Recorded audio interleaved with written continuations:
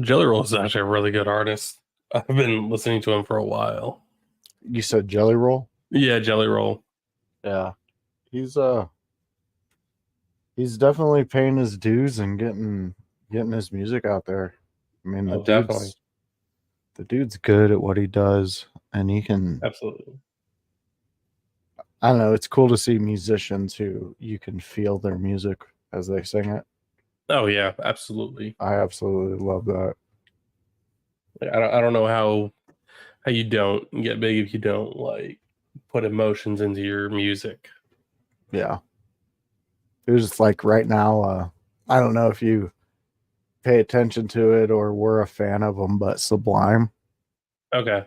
The lead singer who started Sublime, Bradley Knoll, his son Jacob is now singing with the band on tour. Oh my God. And dude, it is eerie, but so my actual firstborn son I named after the lead singer of Sublime. So like yeah, I mean that dude like really affected me and just the way he thought about life and what he wrote. Yeah. But we're not here for music, Grun. No. Look at this. No, we already we're got not. people We're here jumping for pro in. wrestling. John Williams, Jelly Roll is amazing, and I can't wait to see more of him in pro wrestling. I completely agree with that, John Williams. What about you, Grun? I think Jelly Roll would be amazing. He looks different, but at the same time, like, WWE seems to be actually finding celebrities and people that were genuine wrestling fans growing up and are still genuine wrestling fans. And it's like that was something that always bugged me when I was seeing celebrities on Raw or SmackDown or whatever. And it's like, are they really wrestling fans or did they pay for this spot or something? Oh, I know exactly what you mean. Yeah. We also got Jones coming in. What's up, fellas? What's up, Jones? That's the question. That's the question it'll always be.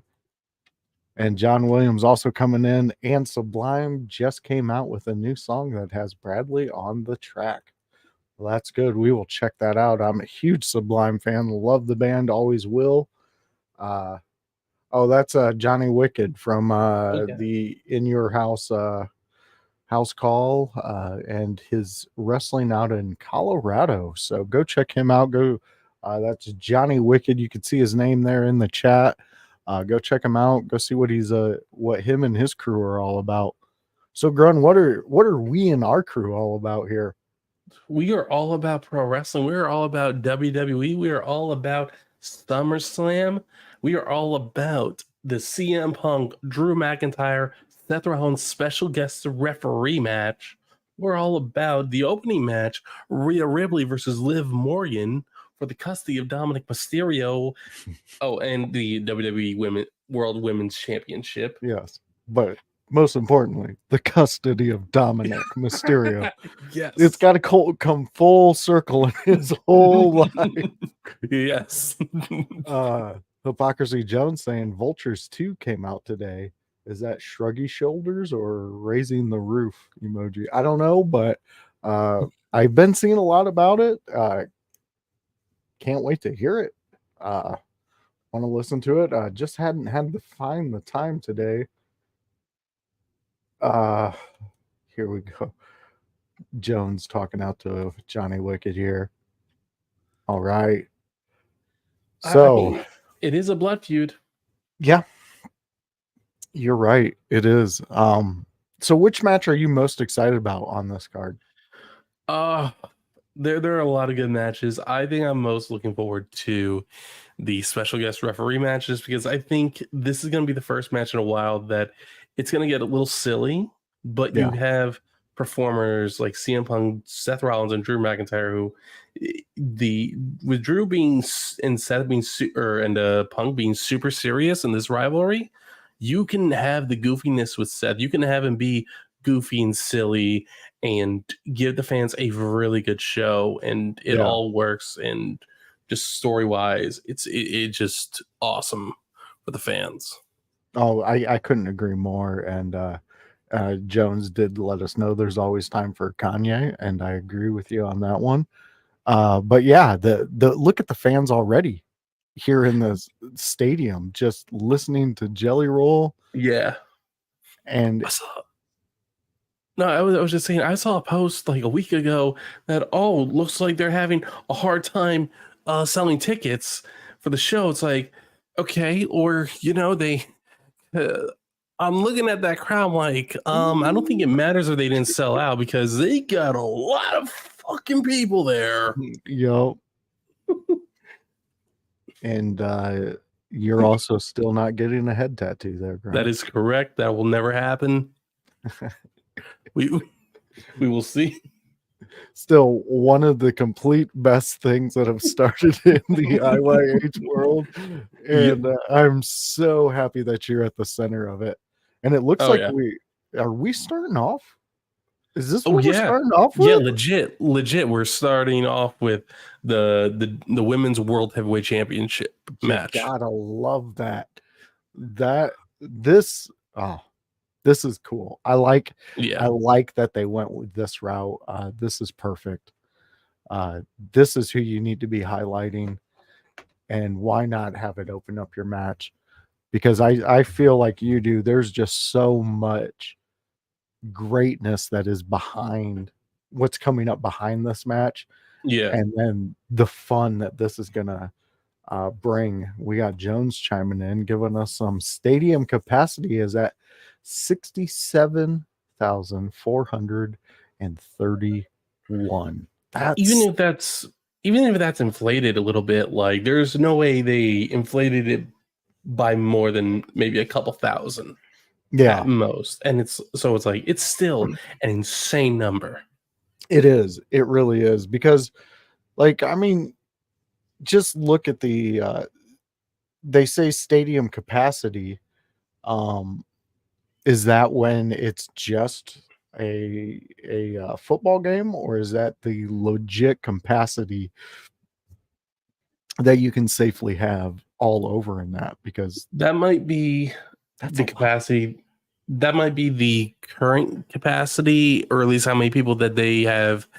So it could be, so like it could be because like they use a lot in a lot of arenas. They'll use extra space on the floor or wherever as seating, and they'll put out folding chairs or something, something like we just saw from a sky view. I like that vest Dom's got.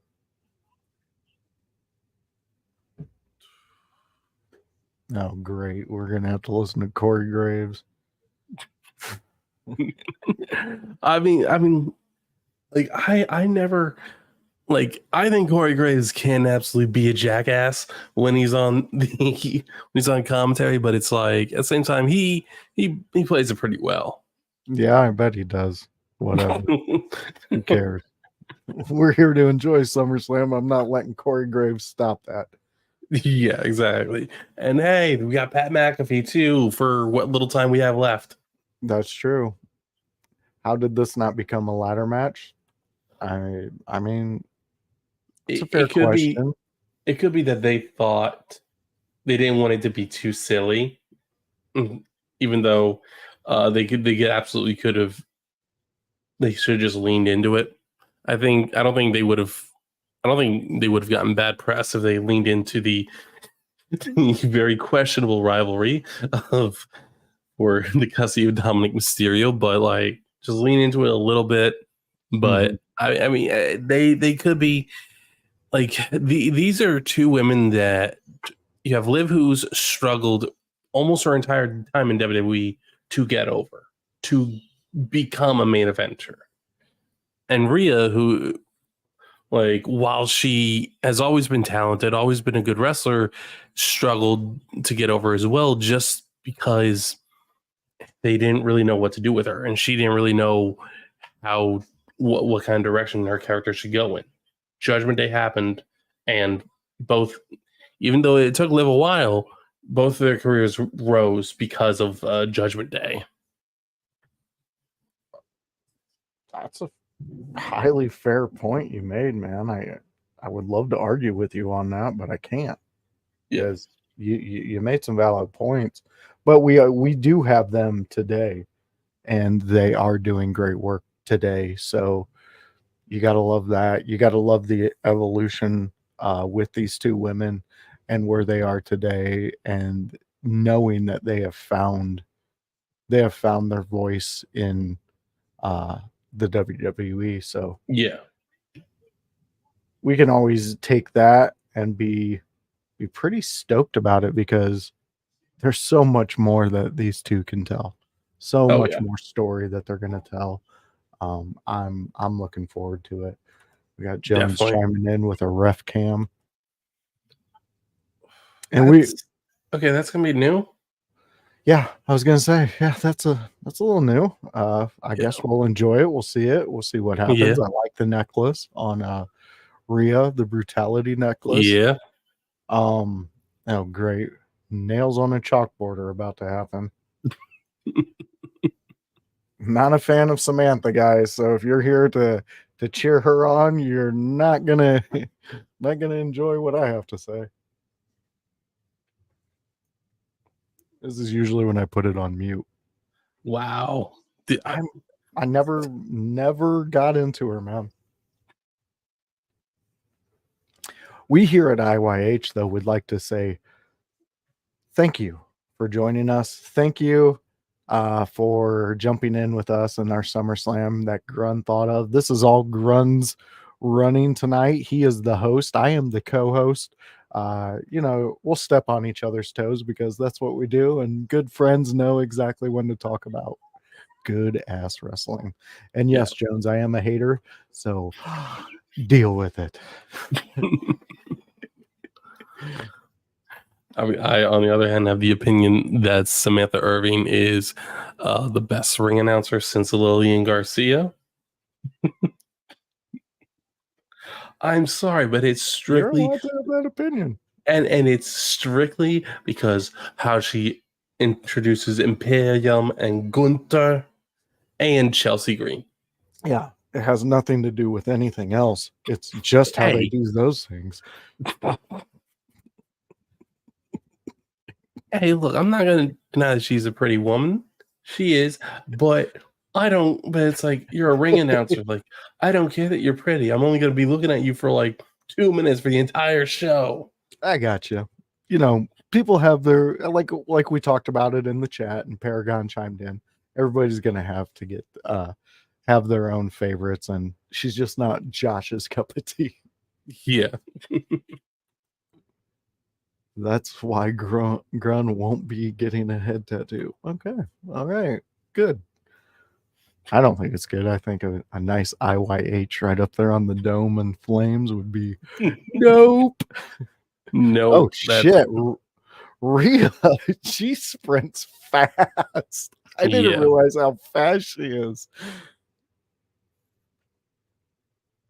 Man, she almost caught up to Liv in 3 steps.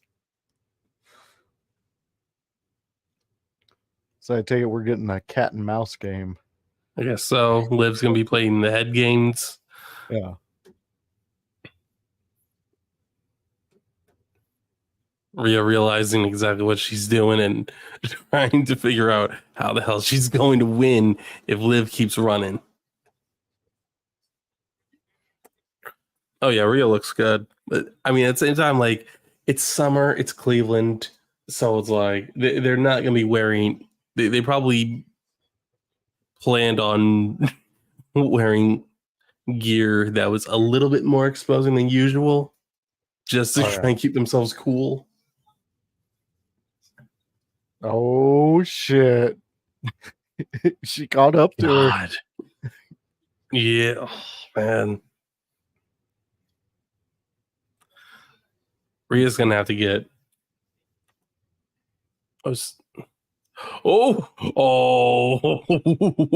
Damn, she's not letting go either. Oh. That last one, man. And Grun, there's our favorite heel of all time. Little Dominic. Yeah. This has got to be traumatizing for him for a second time to watch people fight for the love of Dominic Mysterio, to show him I mean, that he means the most to them. I mean, last time it was over two people fighting over who's his real daddy. Now it's two women fighting over who's his mommy. This is true. This is true. And Jones chiming in, guys, I heard this isn't the biggest wrestling show today. Well, Jones, if you heard that, you heard right, because, well, I'll let you fans out there go and find out what we're talking about. I'm pretty sure it's flooded your inbox, but guaranteed this stadium is doing way more, way more. But we'll pretend for the others, you know. And you know Yeah. what? People put on good shows, so just don't worry about it. And we'll enjoy SummerSlam because shit, Hell yeah. Mommy's back. This is exciting. We haven't had Oh, yeah. Mommy in a match for a while, Grun. No, we haven't. The belief was she was medically cleared to be on TV for a while, but not medically cleared to wrestle. So they brought her back in the hopes that she would be able to get medically cleared by SummerSlam. And since she is here wrestling and getting physical, yeah, she got cleared. Jones chiming in. Dom got 2 sets of parrots. I couldn't even get one. Well, that's Damn. the roll of the dice, Jones. And you know what? That made you, buddy. And that's why we love you. Yeah, exactly. But yeah, very, very comical pointing point. That's very humorous. I think you should roll with that. Yeah. And fans and friends of ours, if you're out there and you want to get a little taste of comedy, we got some friends that do some great things out there. They are called the Kokomo Press. Our own Hypocrisy Jones is a part of them. Ooh, Jesus, right into that shoulder. Oh, Dude, that looked gnarly. yeah, it did. Let's just hope she's just a really good seller.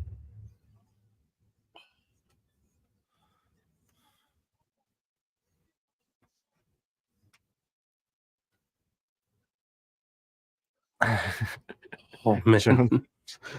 Jones chiming in saying, fuck that. I want to be Dom. I get it. I get it. I mean, you know what? Some people probably do, because one, there are probably people who want to rock a mullet and can't rock a mullet. That well. Yeah. Dude, that's a good looking mullet. It is. It really is. Two, he's got Rhea Ripley around her, and he's got Liv Morgan, who wants to be with him. Most guys can't get one woman to want them. Most of us have to work hard to make a woman want us. He doesn't have to work hard at all. I had to trick my wife. And every so often she gets closer and closer to figuring it out. Hey, wait a second. Wait a minute, what's going on here? That party where I wore a white dress, that was a wedding, wasn't it? Yep. Damn it. Yes, Jones, I agree with you. That shoulder spot was crazy. Yeah. And I like how they're letting Liv stick onto it, because she's now just working that shoulder. She found that weakness, she exploited it, and not letting go on it. Yeah, it's definitely. It also shows that they trust that the shoulder is okay. That Rhea is good to take bumps, and a lot of bumps with it. Very true. Very true. Dang, Liv is becoming the aggressor in this match ever since that shoulder spot. She really is. She's like really taken over. She's really shown Rhea that you have to respect Liv Morgan inside a wrestling ring. Yeah. Oh, there's the rough cam. I don't know. I'm gonna give it a couple more spots of them using it. It's a unique idea, almost like Um, the top of the ladder cam when they first yeah, did. Ooh, I think. ooh, a code breaker right on the shoulder. Oh no.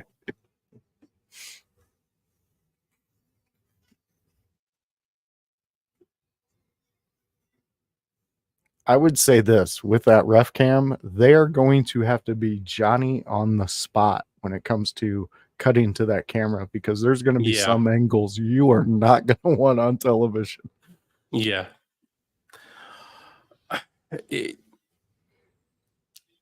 it it's a risky kind of cam because I know a handful of times they've tried a camera on the top of the ring post, Mm-hmm. and it's like sometimes it's a good angle, it's a good shot. Other times, like not really. Yeah. No, I know. I see exactly what you're saying on that Oh, one. Dom pushed Rhea out of the way and took a dive from Liv. Yeah. Okay. So Oh, I was thinking Dom may turn on Rhea in this, but I don't with that action. I don't think with him doing. Oh my god, is her shoulder out of place? that's Oh, she just Mel Gibson lethal weapon this shit. oh my god. We just saw her pop her shoulder back into place. Her shoulder legit went out popped out of place, and she popped it back in. Holy shit! That's the most metal thing ever. Dude, that's Oh my god! crazy. Oh my god! That is the most metal thing ever. Holy shit! My God. like Yes, what? Lou, Who you are like correct. who is called Rhea the modern day China because they're right. She is a badass. Yeah,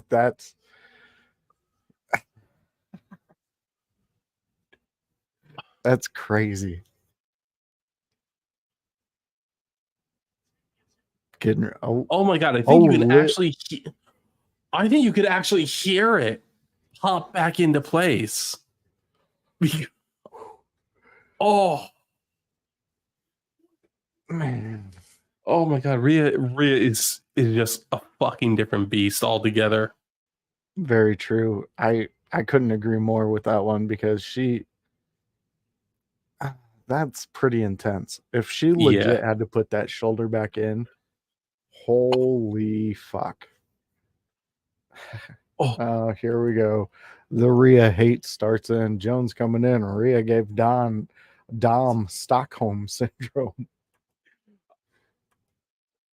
I mean, we got to remember Dom's the one who decided to kick his dad in the balls or Edge. Dom decided to do that all on his own. Okay? He was never kidnapped, Jones. He willingly joined them. Uh-oh, prism trap.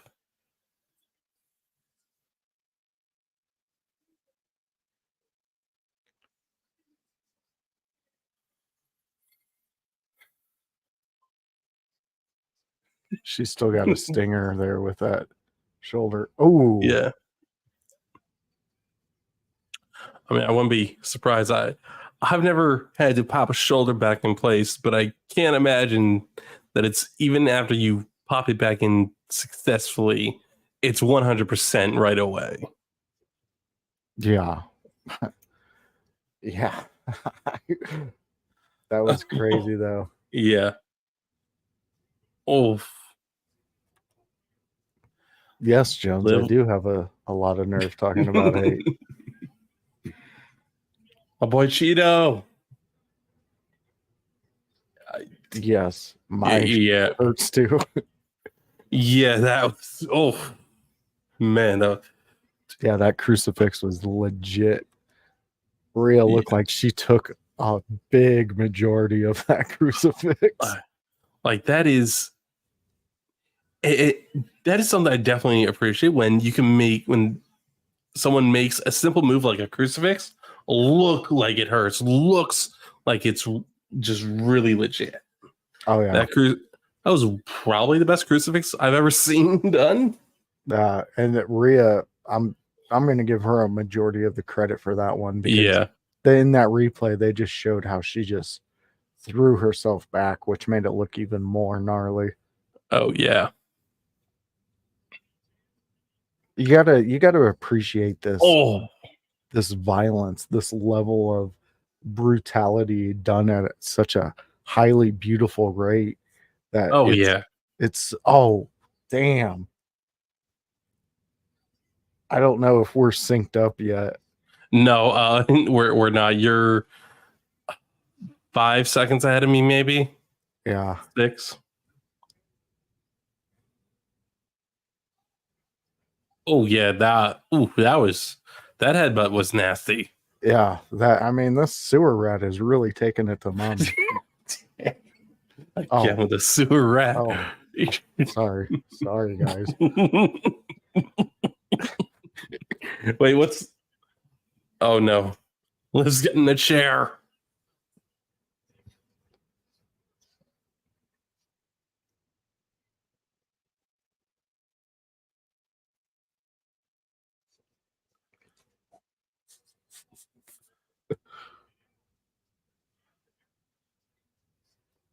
There we go. Oh. Mommy is just she is not ready to give up on putting that shoulder back into place. Oh my God. Man.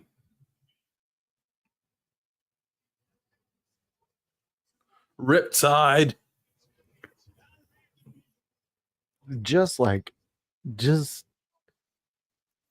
She's pretty much just taking her prey and doing what she wants with it. Dom, take that chair. Dom, take that chair.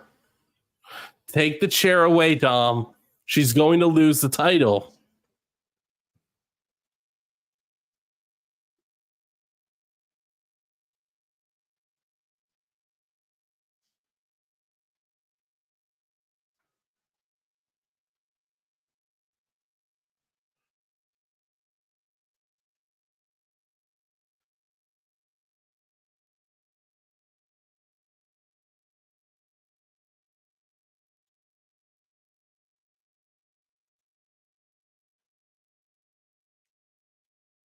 I assume you've caught up to everything that has happened so far. At this point, yeah. No. Oh my God. Okay, so you're caught up now. Yes, now I am. Holy shit! That was shit. Once it was unfolding, I did not want to respond because I was just seeing it happen. But dude! Holy shit! Oh my God! Dom was able to talk sense into what the? Wait. Oh, wait a minute. Oh, I see what Dom's doing.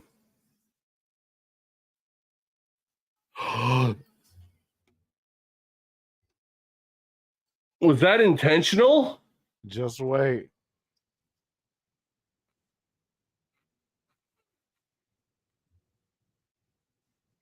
Whoa, wait. What is that grin? There it is. Yep. Oh, fuck. Oh, God damn it. No. There's the ref cam. Dom screwed Rhea. This is bullshit. Why did they? I hate that they are taking this route. Oh my God.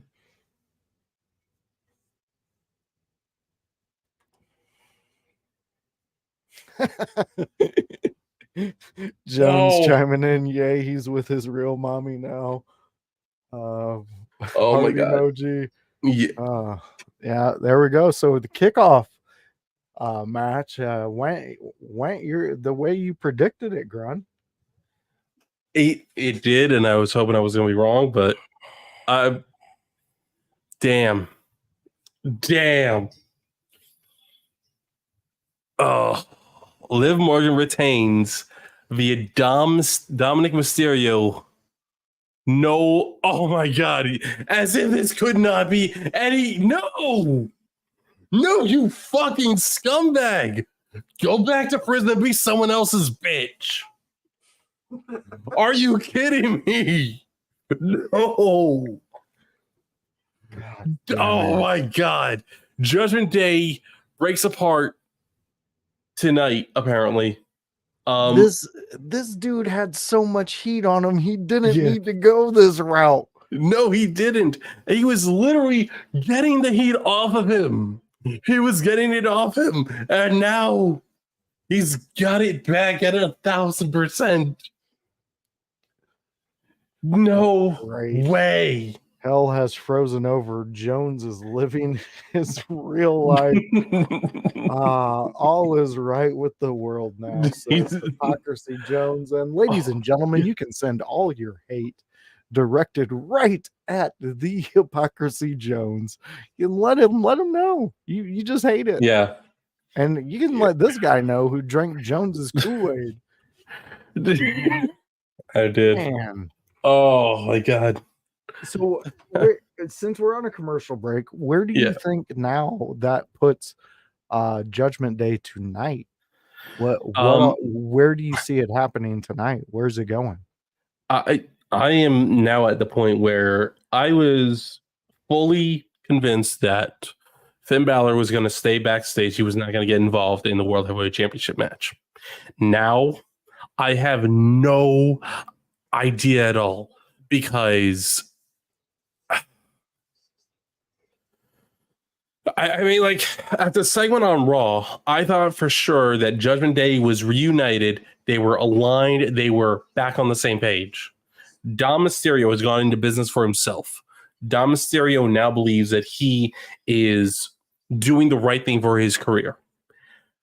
Finn Balor is still tag team champions with JD McDonough, but they don't need Judgment Day to be tag team champions, especially if they keep saying that this may have been just been the start of the Judgment Day breaking off. I don't think I'm sorry. I think I'm talking myself into this. Judgment Day is not breaking up tonight, but tonight was the first step. Okay. I think JD and Finn are going to have mixed emotions about this, because while I don't think they're going to be happy that Dom did that to Rhea. At the same time, they're like, Liv helped us win the tag team titles, so it's like they're going to have a hard time really having any hate towards her. Sure, but I do think that a faction that we will see is Liv, Dom, JD, and Finn, maybe in a month or two.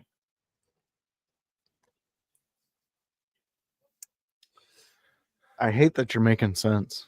I really do. I mean, I see exactly what you're saying, and it does make perfect sense on that level.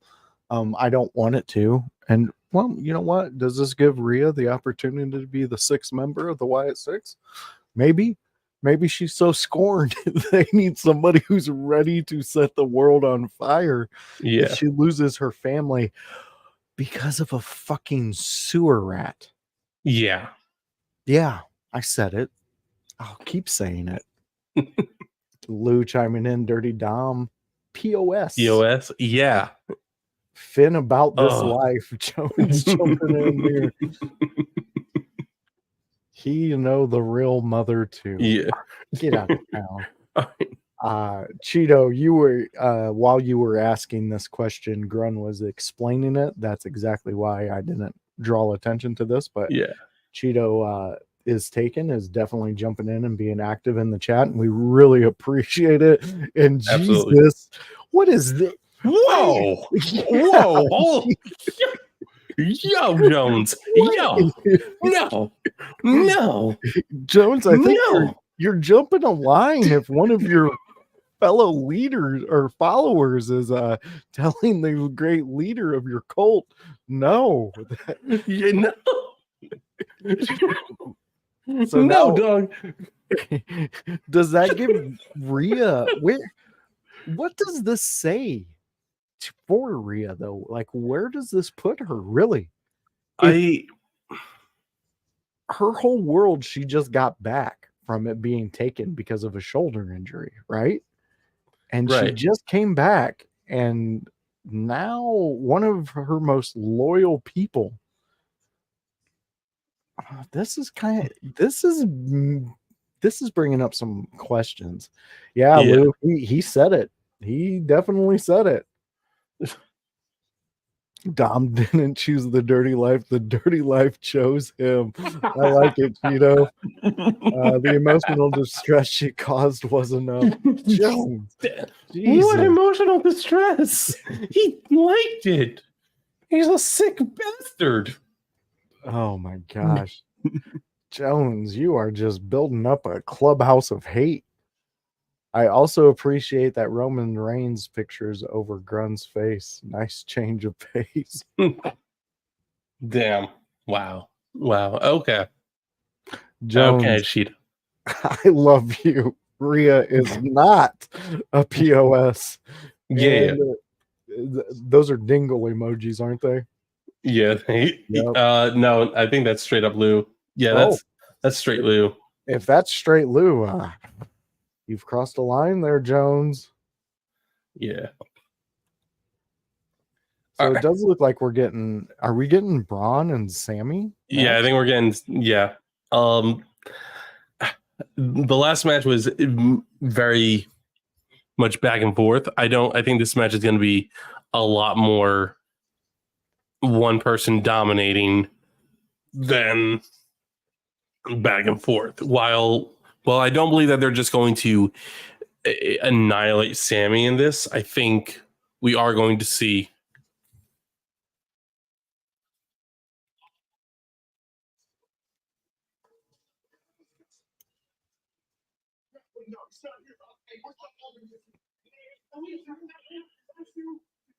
Yeah, sorry, we just got interrupted by the Judgment Day.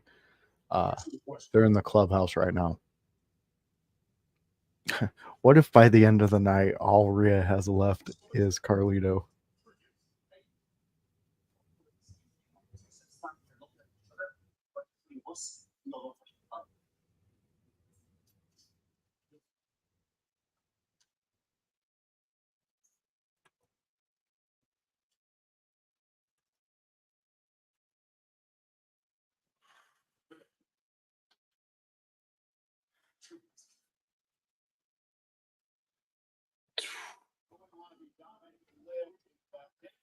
Braun Sammy prediction. Braun all the way. I agree with that. Do you have Braun coming out right now? Yeah, he's coming out right now. I just paused it for like a couple beats to try to get caught back up with you. Okay. Yeah. He's about midway. So for me, Braun is just entering the path to the ring. The aisle. Okay, let me know when they do a big overshot of him walking. They're doing that big overshot now. They've been doing it for the last couple seconds. Okay, now are they up close in his face? Up close, yes, right now. Okay, so we're better. Okay, that's good with that. Okay, so all right, Cheeto. Sorry. Yes. Braun, Sammy predictions. We got Jones coming in saying Braun. We got the Lou saying Braun with the W tonight. We had Grunmeister say Braun. The voice is going to say Braun too, because I absolutely love exactly what he's doing in the ring. The way he's working promos, the way he's just being Braun Breaker. This is exactly the type of character, type of champion that the WWE needs. Yeah, 100%. Oh, he's ready. Oh yeah, I like that shot. Yeah, that's a great shot. I'm gonna go grab some beer and I'll be right back. All right. While Grun is on a beer run, the voice is gonna take over the hosting job and do what we do every Monday night. You can join us It is I, the voice, Joshua Joseph, where we break down Monday Night Raw and get you ready right before Raw. We send you off with things that you should be paying attention to from the last week's Raw, where me and Grun talk about 3 of our favorite subjects from that last Raw, just to get you ready, up to date, feeling fresh, ready to rock and roll on some Monday Night Raw. So yes, we have the Lou chiming in, Grun with the brew. I bet you it's a Yinglings. Anybody in the chat want to bet against it?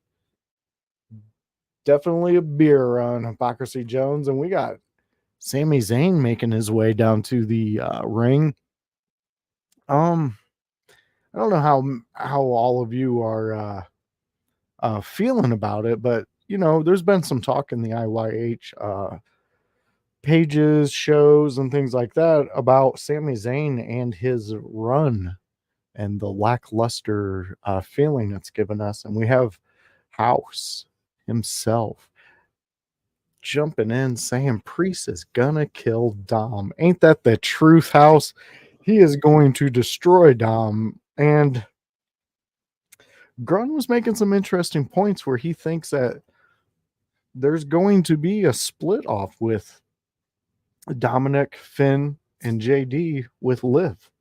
And he kind of talked me into it. I don't want it to happen, but he made it make sense. And like I was saying during the Judgment Day's Clubhouse segment, what if at the end of the night all Rhea has left is Carlito? The one thing she's been questioning, why is he still here? And then that's what she has left. Does Carlito follow her around for the rest of his contract? What do we get out of that Judgment Day? Oh, I'm here. I would like to say I'm expecting, because of what just happened with Rhea and all that, I'm expecting that this is going to be quite excellent. Holy shit. Did it just start for you? yeah. I barely what the fuck? Wait, was that a haluva kick? I wasn't paying attention. Holy shit. I was waiting for them to do the big announcing, and then all of a sudden Braun's on the outside holding his shoulder. Well, Sami Zayn is all right. This is kicked off, and this is ready to go. I had lower expectations for this match, and Sami said, fuck nah, I'm gonna blast all your expectations out the water. Oh. It doesn't appear this ref. Oh, missed that. Oh no. Oh, that's not good. This ref doesn't appear to have that cam on. No. Which I think is, at least, especially for this match, I think is definitely better. Mm-hmm. Because what they've just shown is that these guys are going to move at a much faster rate, so the ref cam's not going to make much sense. Fans, please tell me you just seen the sign in the crowd.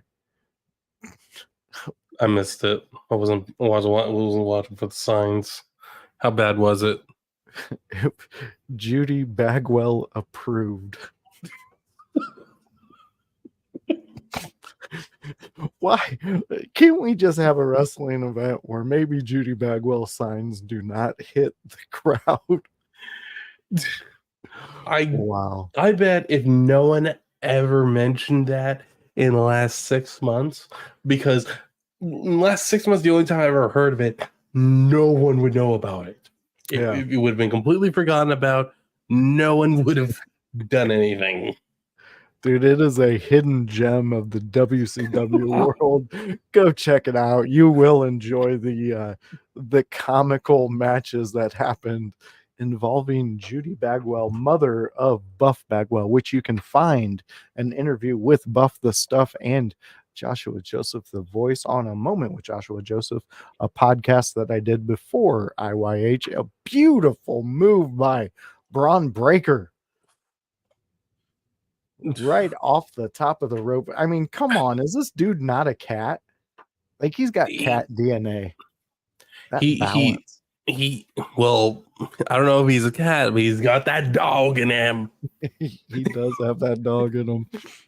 But I'm going to tell you this: I have never seen a Steiner brother move just like that. Yes, Braun is yes, so Lou. good, Lou.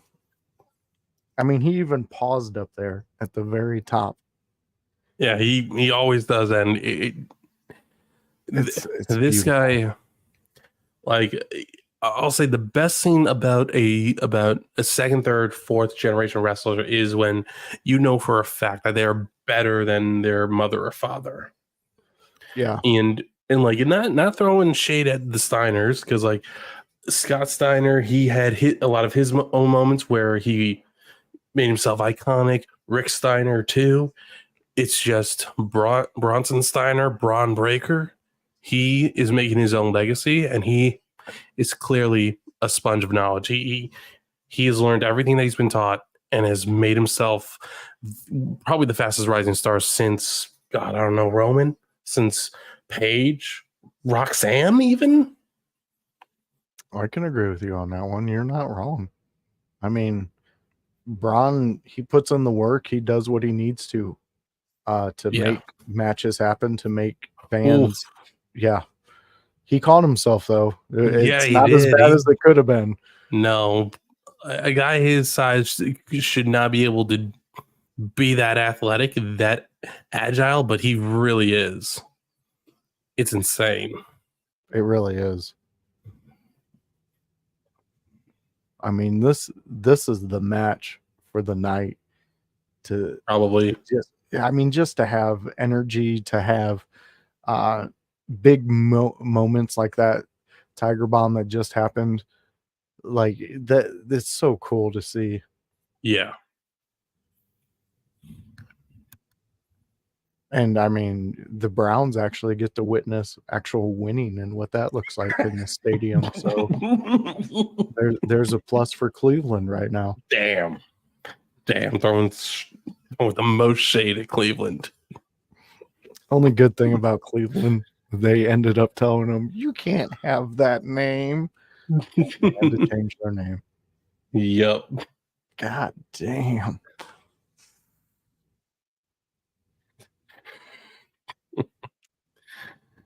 Yes, me too. You, Doc, Serum, all y'all have been begging to see the corner window again, and here it is, the corner window. I've got a window there, and then behind the other curtains, I've got another window. Got two windows there. How many gift subs? Tell you what, Jamie Maydew. I'll get a head tattoo, but for a ridiculous amount of subs, 50,000 subs. 50,000 subs. All at once. Okay. And here's why it's so ridiculous, because there's no one who's going to be that crazy enough to give me 50,000 subs. Dude, look at the TV. Yeah, I saw we need to be focused on this. Braun Breaker finally won the Intercontinental Championship. We get distracted with this head tattoo stuff, and the biggest prediction that we've had for this SummerSlam just happened, and the start of the match happened without us. Like Braun just surprised us. We just expected it. I mean, honestly, and that big ass spear Braun delivered to Sammy. Look at them. Oh, The ring moves every time he runs them ropes. yep.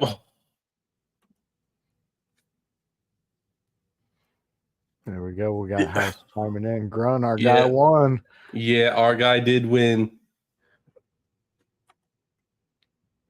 And on top of that, not only did we get a Braun Breaker IC title win, which we all were championing for, and we are so excited to have.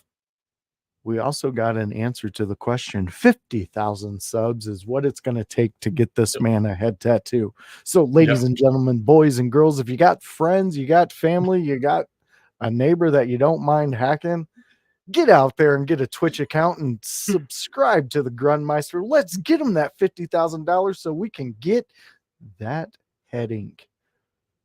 Oh man, you just made a mistake, because if we can, Grun, we will be getting you 50,000 subscribers. If I actually see 50,000 subscribers by the end of the year, and I see all that money in my bank account, I guess I'm not gonna have an option. I guess families gonna be asking, hey, why is your hair all gone and why do you have a head tattoo?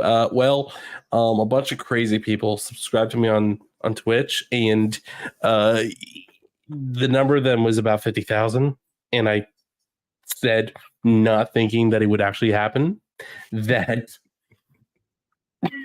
I did shave my head and get a head tattoo if I got 50,000 subs. And apparently there are people as crazy enough to do that. Yeah, that's true.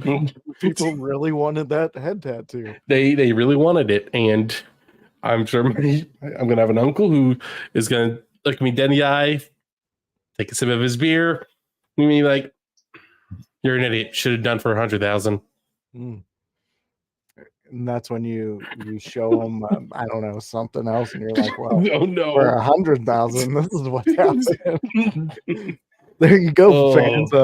Grun is a walking billboard. You can help him achieve this 50,000 subscribers. Let's get him out there. And Cheeto, I liked what you said out here. What is with all the shoulder stuff going on tonight? This is the second match that there has been a shoulder indication. Yeah. Well, that is an absolutely fair point by Cheeto. At the same time, we've known that Braun's move is the spear. That's his finisher. So it's like, for that, I don't think it's too outrageous that there's shoulder stuff with that. And they didn't go to the extreme like with Rhea. Yeah. Setting her own shoulder back. Yeah. Oh, here we go. Cheeto, for 100,000, I'll put an ad on my forehead. So everybody, get out there, support Cheeto and everything they're doing, and get them to 100,000. Let's make some goals come true, ladies and gentlemen. Let's make our own SummerSlam moments by getting Grun his 50,000. Get that head tattoo, because that'll indicate the boys are going to Vegas, and we're going to set Grun up with some awesome tattoo artists. We're going to have a great time out there. The IYH crew will document every last bit of it. So come on, let's make goals happen, everybody. Well, at least I'll finally have the money to pay off my credit card. Yeah. Dude, you'll have money to do plenty of things. Stephanie McMahon, okay.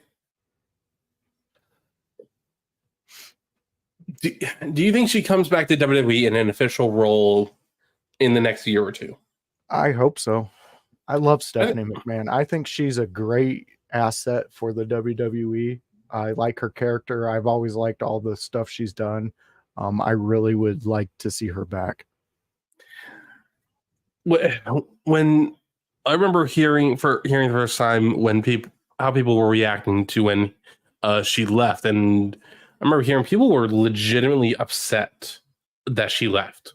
Yeah. They were, and it's like not like higher ups, but like the wrestlers and the staff, the employees, they were upset because she was great. Yeah, she was. You met my brother last night. Doubt it. I seen that. I didn't know if that was an inside joke. I think it's a joke. Did you see this though? Look what Doc said. I mean, Cheeto, you may be offended, but Doc's not wrong. Man, your group is very cutthroat when you go live, my friend. Yeah. These guys are cutthroat. They are. Yes. And you can find Grun and all his friends over when Grun streams on, Grunmeister's Twitch. We are also introducing Grun to the StreamYard of IYH. So there is going to be more streaming from Grun that is going to hit the IYH directly and the window lickers directly. So be on the lookout for that, and always be ready for a good Grun time. Hell yeah. It's, how much for me to get an actual haircut? Like, okay, like I might need to get the hair trimmed a little bit, but I'm still planning on growing it out. You know what? I mean, it's been a while. It's been a while since I've gotten a haircut. Sure. Doc just came in like, what? Yeah. You know what? No, he comes in hot at me all the time. Doc, he loves throwing the heat at me. it's not your fault. No. It's not your fault. See, look at this coming in. Yeah. Going for the voice look. I got plenty of them. I'll send them to him. I got different colors. Oh, Doc, you are a treasure, my friend. You are a treasure. I'm enjoying you being a part of the chat here on the SummerSlam. Yeah, Doc Fox is actually a streamer himself. He does better than I do individually, and he's actually playing in a tournament for the olds, hosted by Mimosa. So on Twitch in Call of Duty Warzone trios. Yeah. Requirements for the tournament was everyone in the tournament has to be 30 or older 1 week from today. 30 or older. Yes, because we have a bunch of young people who think 30 is old. Well, I'm on my deathbed then. Oh, I remember in like 5 years, 6 years ago, I saw a post something about Three Doors Down. Like, oh yeah, they're oldies. I'm like, how dare you disrespect Three Doors Down like that? Yeah, they were huge back in the day. Huge. Yeah. I remember them, man. Their hit album came out in the midst of a lot of big rock bands. I believe Papa Roach dropped their first album that year. The Deftones dropped White Pony. Korn, I believe, dropped Follow the Leader, or that might have been the year before. But then Korn was getting ready to drop Issues. Oh my God. Wait, who the hell is this? He's Machine Gun Kelly, MGK. Gross. I guess a douche nozzle will always attract a douche bag. I guess so, yeah. Funny story here. Last concert I went to was Riot Fest out in Chicago 2 years ago. Huge weekend festival, a lot of great bands. But one of the nights, Slipknot was on stage, and Machine Gun Kelly was on a stage that was maybe a football field away. Right. And there was a yelling match from both of them on stage. Okay. And then Slipknot began to say some really some choice words and wanted all of the maggots to go over to Machine Gun Kelly's fans and start some stuff. It didn't happen. We just kept watching the show. Everybody was like, yeah, it's too hot for that right now. That's good. Watch this. But yeah, Machine Gun Kelly was very upset.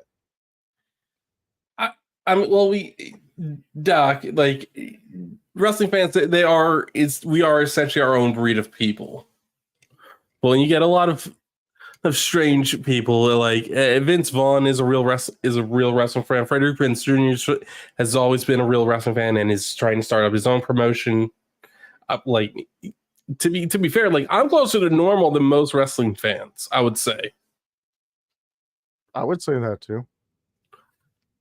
And I honestly, I'm going to say Machine Gun Kelly is a Logan Paul fan. I don't think that I he's. bet that. I haven't I bet. ever. I haven't really ever heard about him being back there, but I also do not pay attention when his name comes across anything that I'm looking at or seeing. He's just he's a different type of human. Doc, there is literally two people. Green shirt guy in the front row right now goes to every freaking show. And then 10, 15, 20 years ago, there was a guy in a red hat and oh my God. You see LA what he Knight, showed up LA here? Knight driving up in Logan Paul's truck. Who's he got with him? Oh, what's he got? Oh God. Oh no. That's a lead pipe. That's a big lead pipe.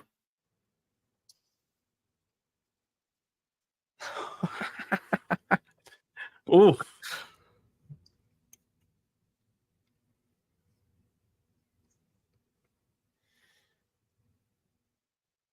Doc, that is assuming that most or all wrestling fans don't have jobs that pay enough for them to have their own place.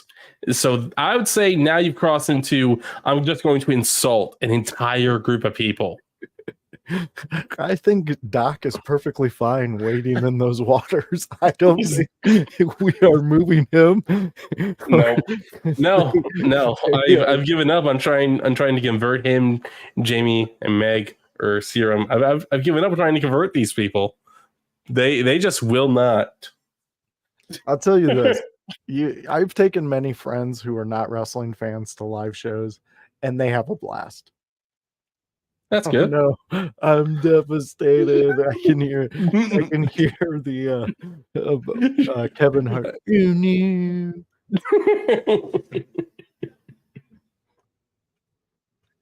Look at that. Logan Paul dressed like a Browns player. You're gonna lose. Oh yeah, I forgot he's from Cleveland. I forgot that. Yeah, it's like a little suburb on the outside of Cleveland. Right. Just like how Logan Paul is actually from Westlake. They're all from somewhere. Oh. Yeah. What is this? The battle of who's got the better vest? Probably. I mean, to be fair, like Logan Paul's vest doesn't look that bad. No, it doesn't. It's kind of cool. Yeah. But I would go with the LA Knight vest. Yeah. Because I mean, white and red, that's classic. That's Shawn Michaels colors right there. That's but I do like the design of Logan Paul's. Oh, here you go. Yeah, right into the prime bottles. Okay. I have both headphones on, so I can't hear. I guess the ref hasn't rung the bell yet. No. Okay.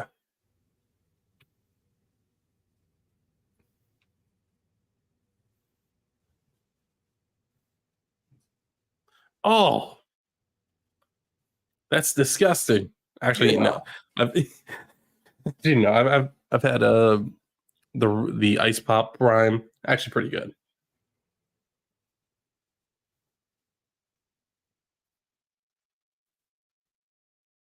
Did you see Machine Gun Kelly pick up that big ass bottle like he was going to do something with it? No, I didn't. I did not. I was looking at your reaction for. It's like prime's disgusting. It's basically what I saw on your face. I don't know. I've never really been big on energy drinks, right?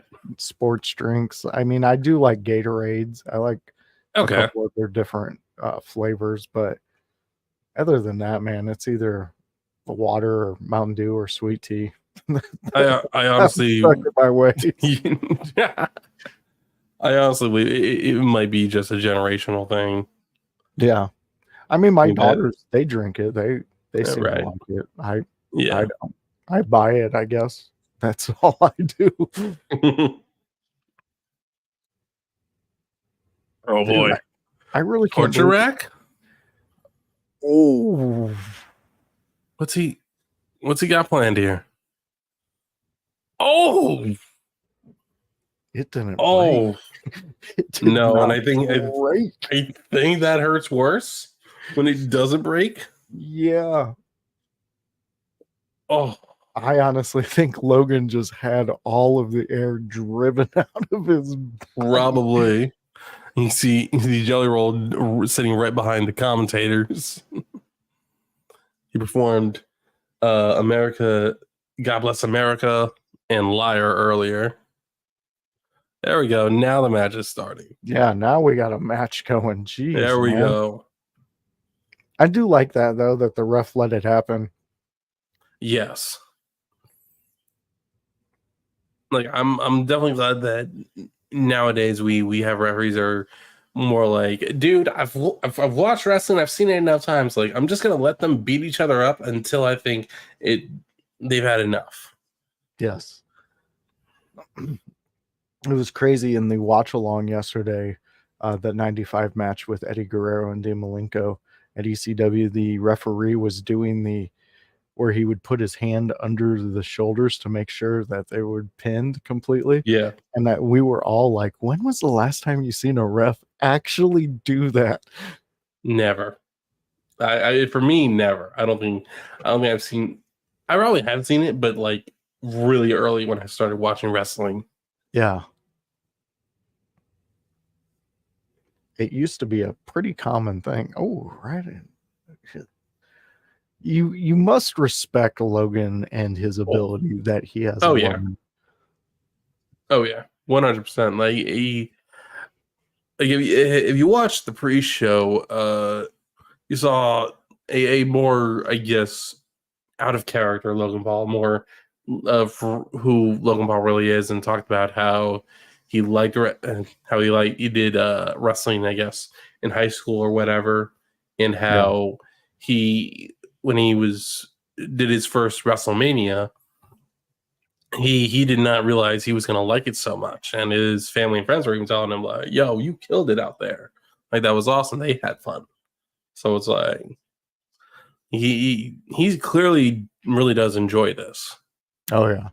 And you can tell that he enjoyed it when he was a child and things, because he gets Yeah, it. He gets the spots that you have to be amped up, the spots that you yeah, have to be over dramatic in. And I know that that's his, I mean, that's how he's made his living, but to know when to do it in front of thousands upon thousands of people to make the moment special, to progress a story, it yeah, takes talent, and he's got it. yeah, yeah. And I mean, like even if it's not that, like he loves the showmanship is one of the big things that he said about it. He loves that, and it's like you can understand how to be a showman. Like you can definitely learn how to perform in a wrestling ring. Very, very true. I mean, hell, it took LA Knight most of his career to get to this level, Yeah, to get for this him. fan, Oh yeah, and he's not young. no. I think from what we've seen for a lot of guys, like when they have spent 20 plus years trying to get or trying to make it in pro wrestling, it's because they never could figure out what character can they present that is different from everything else being performed at that moment. Yeah, LA Knight and Eli Drake had his both had their own moments, but at the same time, they're similar to acts we've seen before and acts that are currently being done today. LA Knight just happened to, at this point, just happened to get more fans behind him than they were behind the other acts that were similar to his.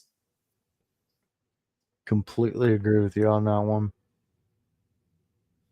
I mean, look how it took Diamond Dallas Page.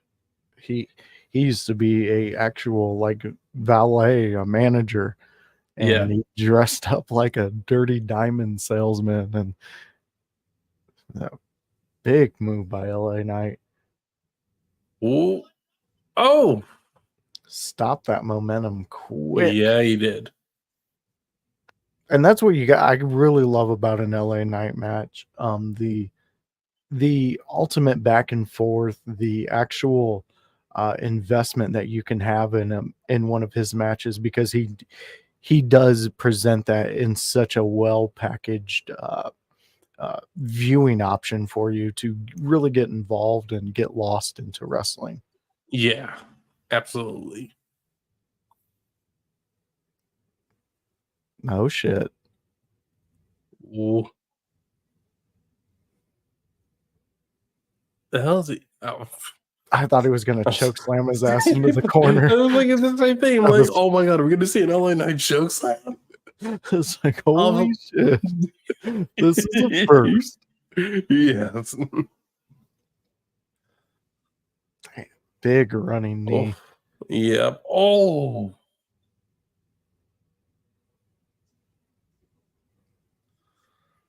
He's in LA Knight's got complete control right now. yeah, he does. As in, ooh, Paul's trying to take it back. Ooh.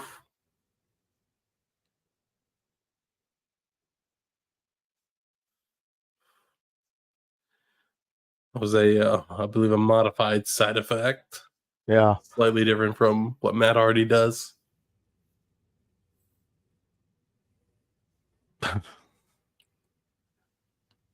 Wake Okay. up with that elbow Oof. in your cup. Yeah. Oh, Got a 2 count for LA Knight there after doing a double jump off the top rope. Yeah, that showing. modified side effect. Yeah, I see what you're saying now. Yeah. Dude, that elbow dropped across Logan Paul's head. Oh, yeah. Yeah. Oh, I think it rung his bell there for a I second. think so. Yeah. Oh.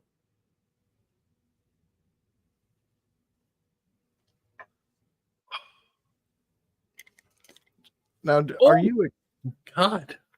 are you expecting a retaining from Logan, or are you thinking this is when they slap the LA Knight with a belt? I think this is when LA Knight wins. I know that I won't go too much into it. There's been some controversy with LA Knight on X lately, and there's conflicting stories on what was going on between him and WWE behind it.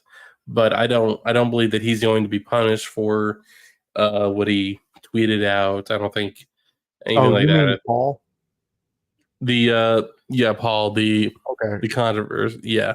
I think I think he's probably deleted his response to it because while he understands that he has rights, he's allowed to have his own opinion. At the same time, he knows that at all times it can be argued that he's representing WWE, and WWE they absolutely do not want to get caught up in any kind of controversy that has nothing to do with pro wrestling.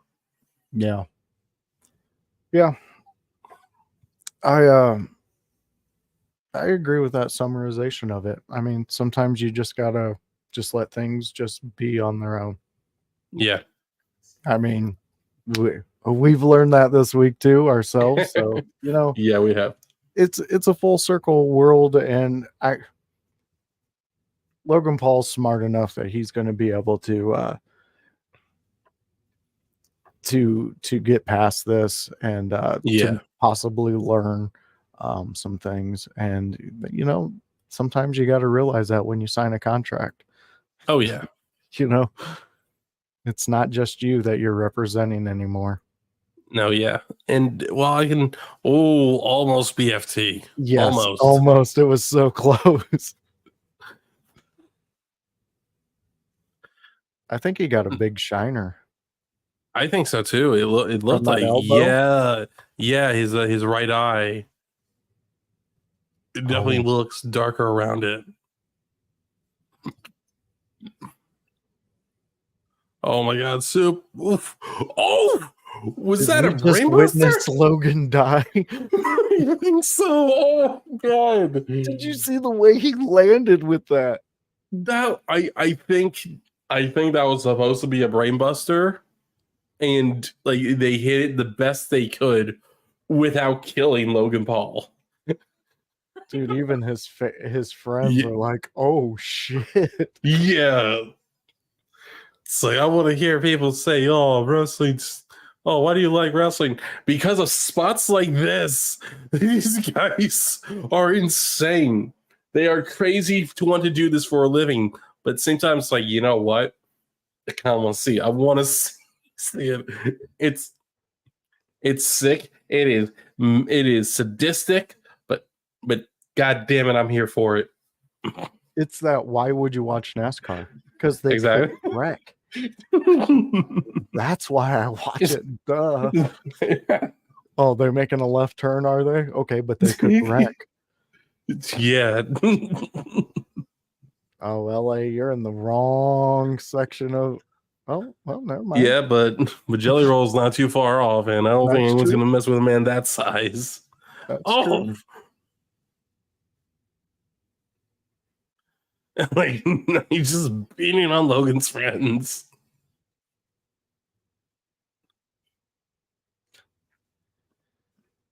These guys look like overgrown children that were never told no. Yeah, probably.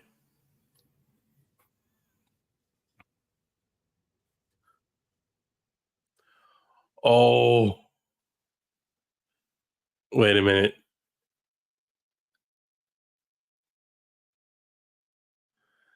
Oh, Why didn't you that's give them that devastating razor blade earring? Ooh, I wear weapons for accessories. Look how cool I am.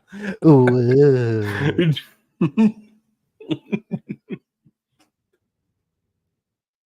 Oh no. It was a pretty Oh smart way to bring Nux into it. yeah.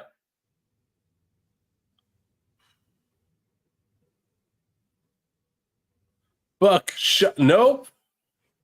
BFT. There we go. We got an LA night. Yeah. Yeah. Victory. Yeah. Oh my God. I love it. LA Knight. Awesome. Gets the win. Finally. That is awesome. Awesome Yeah. shit right there. Great. That was a good match for what it was for the build and Definitely. everything. That was a good match. Absolutely. Absolutely. Every match has done its part. Obviously, the first match was definitely meant to really get the crowd riled up. This match and last match, I think, were more for fun, more to give the fans that see the douchebag lose in this one, and to see Braun Strowman just run wild, or rather see Strowman Breaker. God damn. Okay, yeah, we need to change some of these Braun. names. We Yeah, need to Skinny Braun. change some of these names. Okay, Braun Breaker and Sami Zayn run wild. Yeah. But yeah, And then this was more, I mean, this match was obviously to get LA Knight his title run, but it yeah, was also to entertain the crowd, the hometown yeah, crowd, things like that. And yeah. yeah, you're not winning in your hometown. I will say that Triple H has sparingly been better with that than Vince McMahon has. Yeah. Vince I don't McMahon, think I hate that they have those concrete rules. yeah, It didn't it's hard to write for, you know what I mean? yeah, definitely. Um, my guess is that the show in Cleveland was booked months or a year in advance, and so they had to. And I'm talking about the DIY match from last night against the Bloodline. Yeah, in case you haven't Watch it. Bloodline are now the new tag team champions on SmackDown, and it sucks. I read about it. Yeah. But we also discussed that possibility. Yeah. And I don't think anybody was really thinking it was going to happen. I mean, I know in the chat there was discussion through Jones himself saying he didn't think that it was the right time to put the tag titles on them, which I agreed with it, and I still agree with it. I really don't think you needed to do that, but there might be a story being told tonight. Yeah, There's probably. been multiple conspiracies. Let's go that route of what's going to happen with this Roman coming back. Like, what's his bloodline going to look like? We had a great discussion with the possibility of the idea of Hikuleo showing up tonight and delivering a message from Roman, and the difference that you could go with that, with bringing Paul out with him, with bringing Jimmy out with him. And right then and there, now you've introduced the two that are very helpful for the bloodline. So I loved that idea. I love that thought. I know you were involved in the making that thought a topic. So yeah, it was a good, fun one. So go back and check that out. I believe it was the last Sunday house party. I think so. Yeah, I think that's what it was. What the fuck?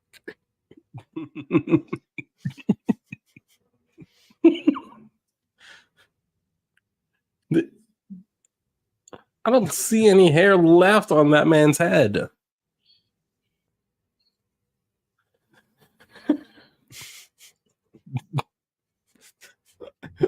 This is some weird shit. Who is Manscaped sponsored by? Everybody is who does Manscaped sponsor? Everybody. Everybody. Oh, yo, Otis. Otis. Yeah. We're not on Netflix yet. We're You not don't on need to be Netflix doing yet. that there, Otis.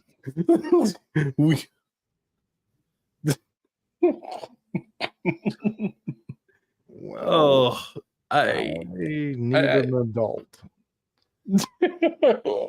That I like it. I like the fact that they're doing things like that. Yeah. That's fun. That's a good time for wrestling. It's fun. Is it creepy? Well, yes. Yes, it is. Creepy can be fun. Creepy can be fun. Yes, and like, to be fair, like Otis, if there was anything he's shown over the last couple of years since being split from a heavy machinery, is that he's got personality. He has charisma, that he can be extremely entertaining. Agree with you 100% on that. That's honestly, I feel that's why they keep him around. Yeah. They we got the Lou questioning what he just watched. Yeah, Lou. Things like that don't happen all the time, but when they do, we need a question. Yes, and, if you see something, say something, Lou. That is what we've been told. So keep doing that because that was a little intense, a little weird, but fun. I like it. I'm glad that they're going that route with some product placement. Okay, if the SmackDown women, if the WWE Women's Championship matches is coming up next, that leaves the World Heavyweight Championship match and the Undisputed WWE Championship match. Are those all the matches, or am I forgetting one? They're the Seth Rollins, Drew McIntyre. That was the one I was forgetting. But still, we're only an hour and a half in. And it's like we're almost to the end. But did you see that news that just broke? No, what did I miss? SmackDown's going to USA September 8th. Oh yeah. I saw that was announced. Wait, September 8th. Oh, I didn't realize that was so close. I thought that was next year. They didn't have, well, maybe they had a year on it. So Fans in the chat, if you've seen that, can you correct us or let us know yeah. if that's for next year or is that this September? It could be this September since Raws goes to Netflix in January. And it could have been originally settled for next year, but maybe WWE, because so if you watch SmackDown on Fox, you know that almost every episode of SmackDown they mute and black screen SmackDown to censor it because fans are chanting something or someone's flipping off the wrestler, and it's like it's done to a point where it's like you can't even watch the segments, Yeah. and it's like you're missing parts of the promo that's being cut or whatever, and it's like I understand that Fox wants to have a standard, and it's like they're allowed to have it, but it's like, dude, like you guys cannot tell me you didn't know this when you picked up SmackDown. You can't tell me you didn't know that fans are going to do their own thing, that they're not going to respect the fact that they're on Fox and they're still going to chant bullshit. They're still going to chant you fucked up and stuff. It's like Wow. USA, what they do is they let the chance fan you blank up. That's what they bleep out just the F word that they chant, and it's like it doesn't mess up the story. It doesn't mess up what's going on because while the fans at home would rather be like, dude, just let them say it. Say it at the same time. It's like at least the fans know what's going on. Yeah, I agree. I mean, I find it personally very ridiculous Fox is even involved in that censoring because I was a child of your generations that you guys grew married with children. Need I say more with what they allowed? That was on Fox. Married with Children. Al Bundy. Yep.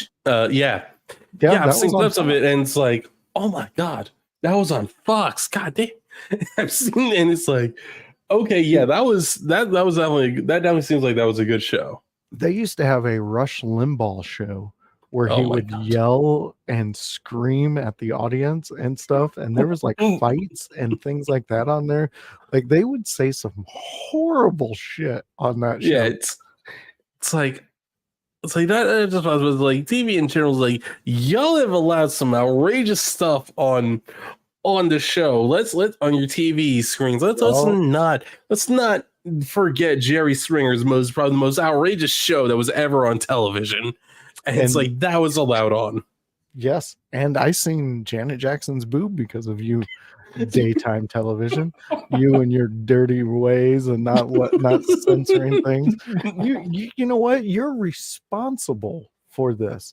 This is what you created because of the debauchery you allowed on television. Your fault. Your fault. Your fault, Fox. Your fault, NBC, ABC, all of you. Okay, well, so we just burned every bridge to we're never making network television. They don't want us. I'd rather be on Netflix. While I don't agree with everything they do, I know that they put some good stuff on. Yeah, and their checks cash. So yeah, we want to be there too. Yeah, their check's clear, so we're not concerned about that. So we'll take the multi-million-dollar deal. We'll agree to limit from saying some of the stuff that you don't want us to say. Say at least you let us say. At least you let us say fuck.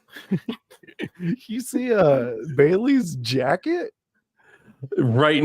What the hell? I fucking love it. She's got the pure Macho Man going on tonight. So So yeah, this is, ladies and gentlemen, you're seeing the age difference between me and Josh. He says, I don't know that that's a. I mean, Oh, the tassels, sure. Like I know, Macho Man was famous for having tassels on his arms of his jacket, but I was almost thinking Hugger Bailey when I saw the tassels. very true. That, I mean, she could be going back to that, you know, or paying homage. Maybe. I hope Paying not. Like homage. paying an homage, sure. Yeah. Naya's not buying any of it. She doesn't give a No. two shits. She's ready to murder Bailey. Let's predict this I'm one, cool with that.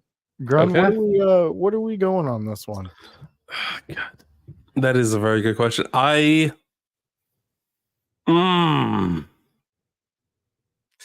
I'm a Bailey fan, but at the same time, I'm thinking like, Too. could this play out exactly how the Queen of the Ring finals played out with Nia versus Lyra? I'm gonna go. I'm gonna go Bailey wins Oh, because I think Nia would be okay if she lost, but Tiffany cashes in after the match. okay. I like that. I like that scenario you laid out. Go ahead, continue. it's just like this is one of the matches, one of the stories where like I'm really not sure where they're going. I think there's a lot more mileage in Nia and Tiffany as friends, Mm-hmm. and there's a lot more mileage in that. But I don't know if like it's gonna be worth it in the end, because like they may want to try and turn Nia heel or face, and like Tiffany betraying her is one way you can push towards that. Maybe, as long as they don't go to the and I love Alexa Bliss, but you're fat, you're this and that, you're ugly, Yeah, or we need to whatever, stay and away from that stuff. yeah, it's like dude, like okay, yeah, you get her heel heat, but it's like it's lazy, and gotta watch some of It's the words I say, because alienating. some people may not like some of the words I use. So lazy, it's lazy. It's looking for the easy way out. Yeah, no, Basically. you're correct in that, and I don't think anybody would object to that, because you're 100% right in that. In this day and age, like, what does it matter if you know, the insults and things like that? It's what Yeah, happens in between those ropes, those pillars, and yeah, what that ref says. So I exactly. agree with you, and I think that was a very poignant observation on that. Yeah. This match is sponsored by Valorant. I actually used to play a bit of that. Pretty good game. Yeah. Pretty good. The last match was sponsored by Slim Jim. It was, So and that was good. I like that. yeah, I I like think LA Knight's a good. I like how they're bringing in a lot of the wrestlers for the Slim Jim stuff. Yeah, yeah, and well, Damn. probably. Oh boy, Nia just showing off her strength and showing why it's hard to bet against her. Like, I know I've said Bailey, but it's like I'm not gonna be like, oh my god, how did Nia win? It's like, Yeah. look at the size difference and tell me how she won. Yeah. And just the uphill battle Bailey has this Yeah, whole match. It's kind of hard to say Bailey. I mean, just looking at it without knowing anything, it would be hard to say, just looking at the matchup, that yeah, Bailey's going to walk out with this. But if anybody can do something like that and beat Nia, it is Bailey. Bailey's on a run. absolutely. She's on a tear. She's not.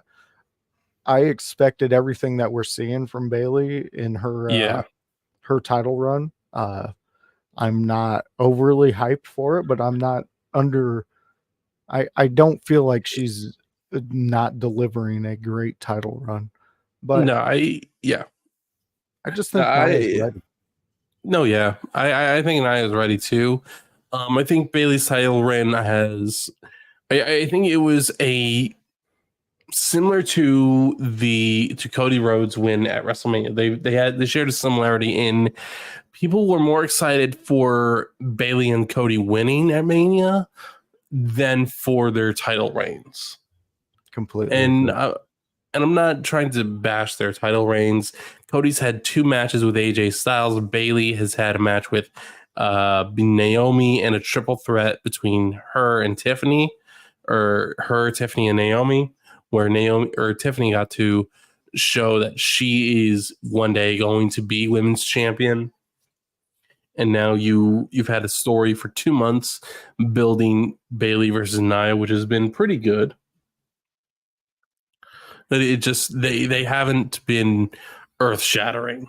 But at the same time, like it's coming off the coattails of the Bloodline storyline and Roman Reigns' 4-year reign, which like you can't top right now, not at this moment. Very true. Nia Jax getting back the momentum in the match, but Bailey not going away. No, she's not. That's been the one consistent thing about Bailey, is that she is a fighter through and through, whether she's Hugger Bailey or heel Rose Thorn Bailey. Very true. I mean, she's got that. Bailey has it. When you're looking for a wrestler, in no matter what the sex of the wrestler is, Bailey has it. She fights. She knows how to antagonize another opponent. She knows how to do big spots, and she knows when to back off in certain moments. She's a very well-rounded wrestler, and we need to appreciate all of what we have with Bailey right at the moment. Absolutely. I mean, she's making me believe that she's got Nia's ticket right now. Yeah. I mean, she's allowing Nia to think that she's got it, and then she plays inside Nia's world. Yeah, she's throwing sluggers. She is showing that she's not afraid to get physical, and just instead of being more flying, or while she is doing some flying, she's showing that she's more focused on doing damage and being more blunt than being technical. And that's something you really need to do against a opponent like Nia Jax. You got to stay on them. You got to play in their world, hit them hard, hit them often, but you also got to be able to get the hell out of their way. Yeah. This is a 100%. smart move by Bailey. Very smart. Smart. You don't see the guillotine too much. I was definitely glad to see Roman start to utilize it during his 4-year reign. Yep. Because like it is a great move for smaller wrestlers against larger opponents. It makes complete sense story wise, and it just looks good, especially in this day and age with the way the big guys pick up the smaller guys for those suplexes, for those things.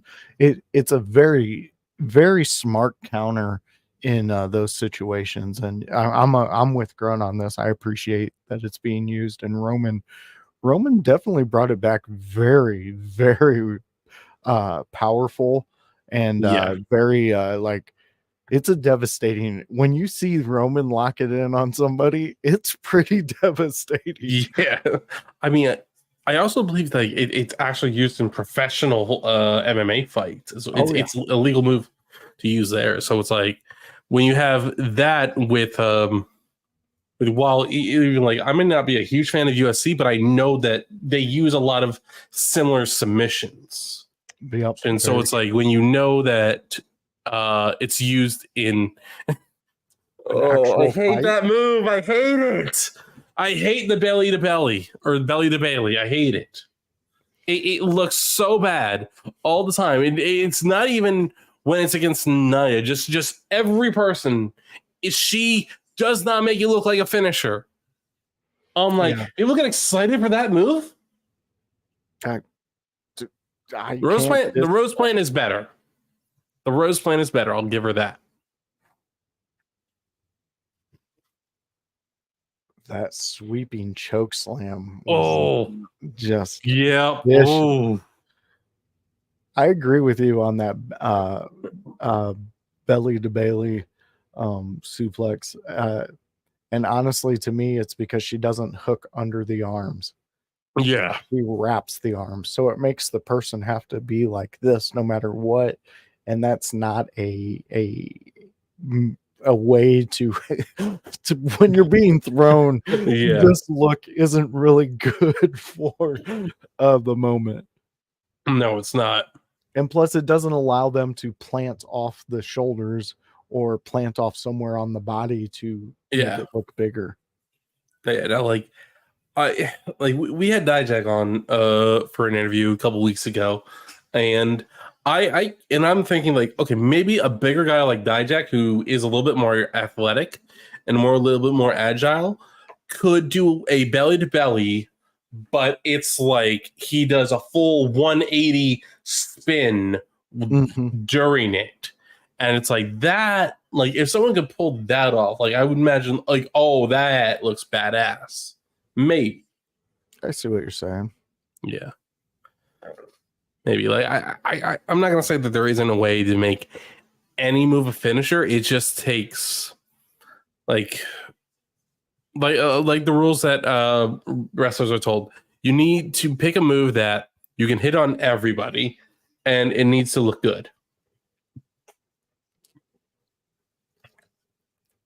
Very true, though. Yeah. I mean, when you break it down to the basics, that's what you want for a finisher. Absolutely, yeah. Bailey tonight is just skating by the skin of her teeth. She is. I mean, she is, yeah. She's taking everything Nia's dishing out, but Nia just, it doesn't seem like she's gassing. She's not stopping. No, it's not. And this night for Bailey is absolutely make or break. This either defines her title one way or another. This defines her title reign, and it's fully in her control. Does she beat the giant that is Nia Jax, or is the giant too much for her? That's very true. And what Grun is alluding to, you know, the mountain of work that Nia's put in this past year. She's our queen of the ring. She's done everything she's possibly could to show that she's a champion and can run with a title. Like, yeah, I'm if they put the title on her tonight, I'm believing a Nia Jax title run. I believe she would hold the title for a long time. It would definitely be interesting to see what happens throughout the year with that, because if Nia wins, I think we see more sooner rather than later a Jade Cargill and Bianca Belair. Fucking what? Yeah, she walked it out, man. She walked that power bomb out and just planted Nia Jax in the center of the ring. That was impressive. Now Bailey I up know to the top. I know you're not supposed to talk about women's weights, but ladies and gentlemen, Bailey probably weighs about 100 pounds, 120, 110 pounds, maybe. Nia Jax probably closer to 300 pounds.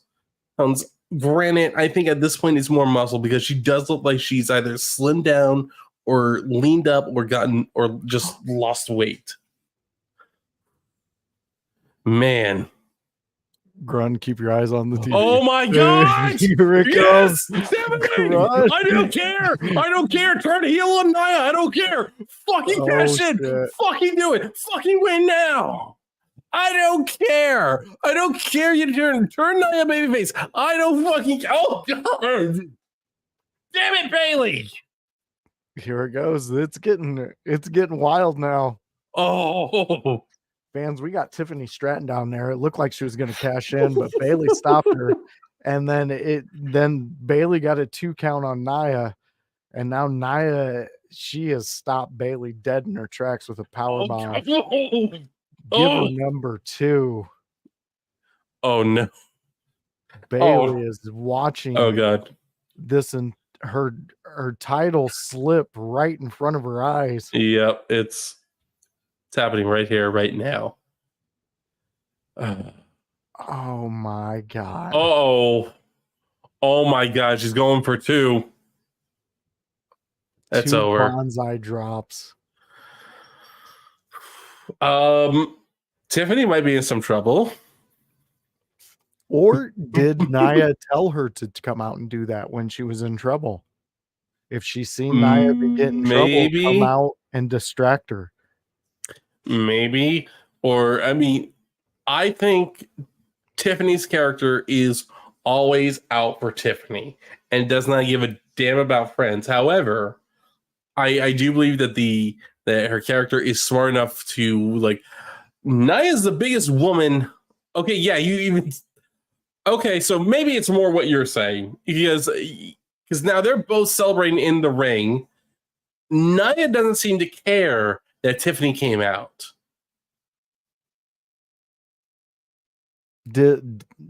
Yeah. That's interesting. That's interesting because if you look at that, she keeps her eye on Nia. Yeah. That, you know what, Grun? I believe you called this 100%. With that, the only alteration that is in this scenario is that Tiffany came out during the match. You were saying that once Bailey wins, Tiffany would come right out because I mean this match was a hell of a fight for both of them. Yeah. But Nia hitting 2 bonsai drops at the end, right after 2 big power bombs right in the center of the ring. It's like that's how you, I guess, kind of protect Bailey in defeat. It took 2 power bombs and it took 2 bonsai drops, or what Nia Jax calls the Annihilator. Oh, they're bonsai drops. I mean, bonsai drop sounds good too. Bonsai drop sounds good too. I'm not going. I mean, I'm not going to argue over. Well, Nia may call it something different. Oh yeah. Bonsai drop. It's a good name too. That's a good name for it too. Nia is now celebrating with her family.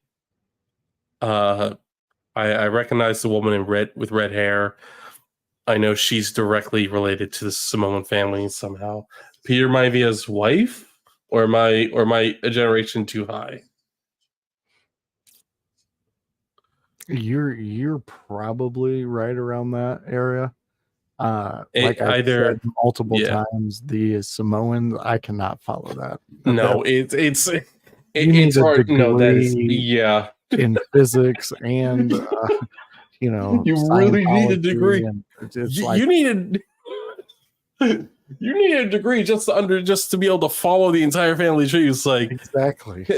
There is a Wrestle Talk video. Wrestle Talk started this series, and they started with the Bloodline family tree, and it was like a 45-minute video explaining how everyone's related, and that's when I learned that Tama Tonga, Tonga Loa, and Hikaleo are part of that family tree. Like, wait, what?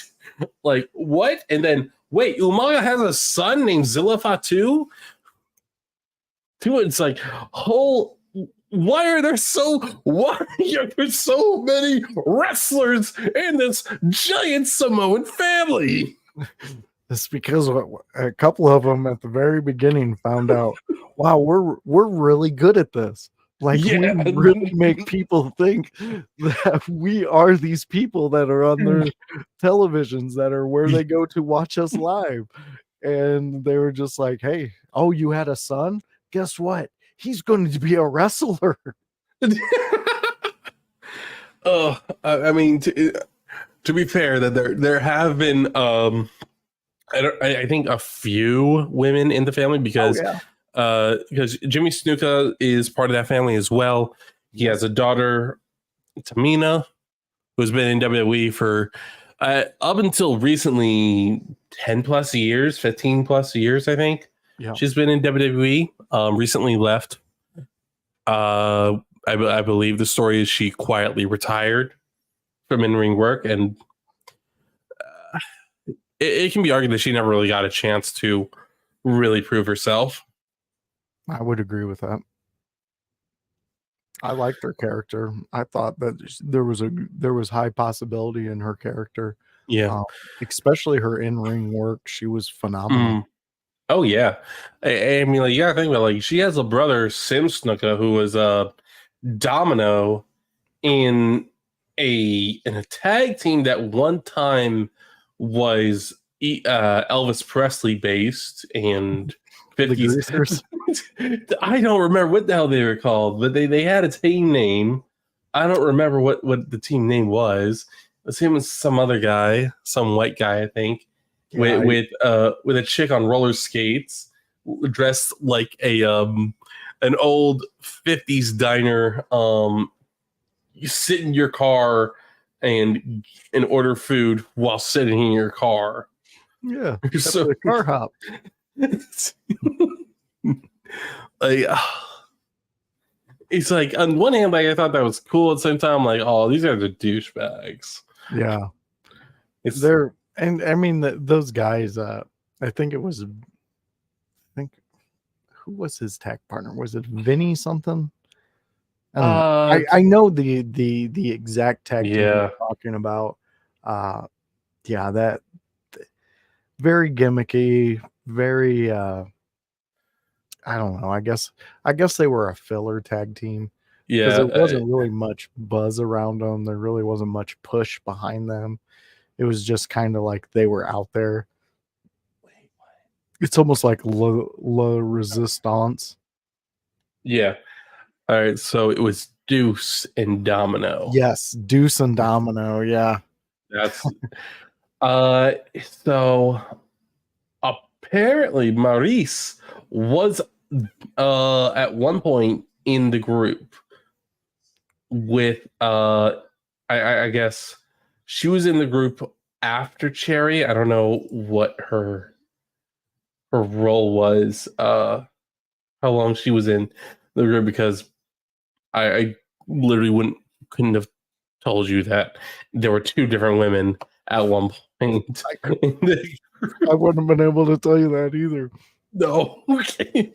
It's like they were I'm looking at this 2007 to 2000. Yeah, it's like they were attacking for a year in WWE before they split up.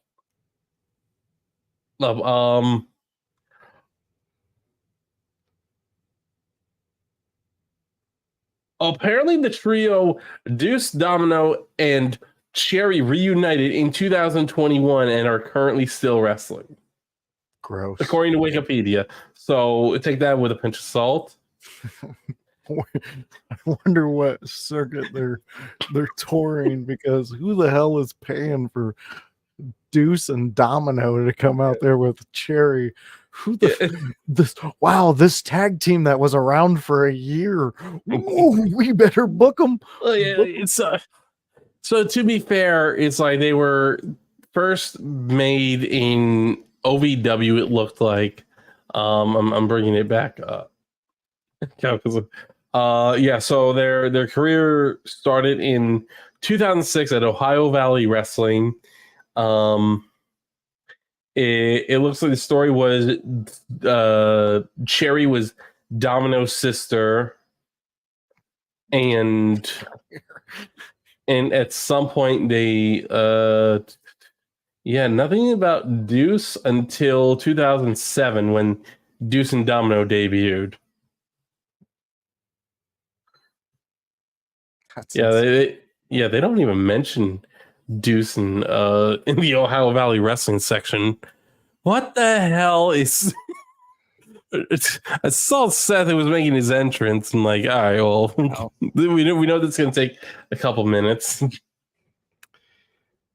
Well, he's got the ref cam. Okay. He's definitely wearing it. I mean, okay, like kind of cool. I like this. Yeah. With the crowd. Yeah. And seeing it. Yeah, like that can definitely work for the crowd cam, but this or for the ref cam. This fucking outfit he's got on. What the fuck are you doing, Seth Rollins? Oh, I don't know. This is not fashion.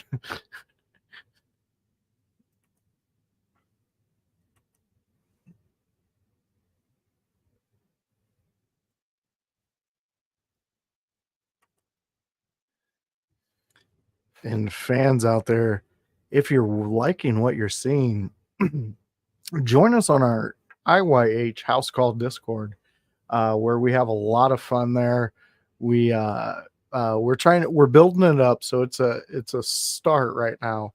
But come join us. We're going to start putting some exclusive content there, and that's a way for you to get what we're doing quicker. You'll find out about it before most people. You'll find out about it before podcasts. We drop information there, shows, all our podcasts that are on the In Your House network, you can find there, and you can actually contact the creators of those shows very easily, and they will get back with you.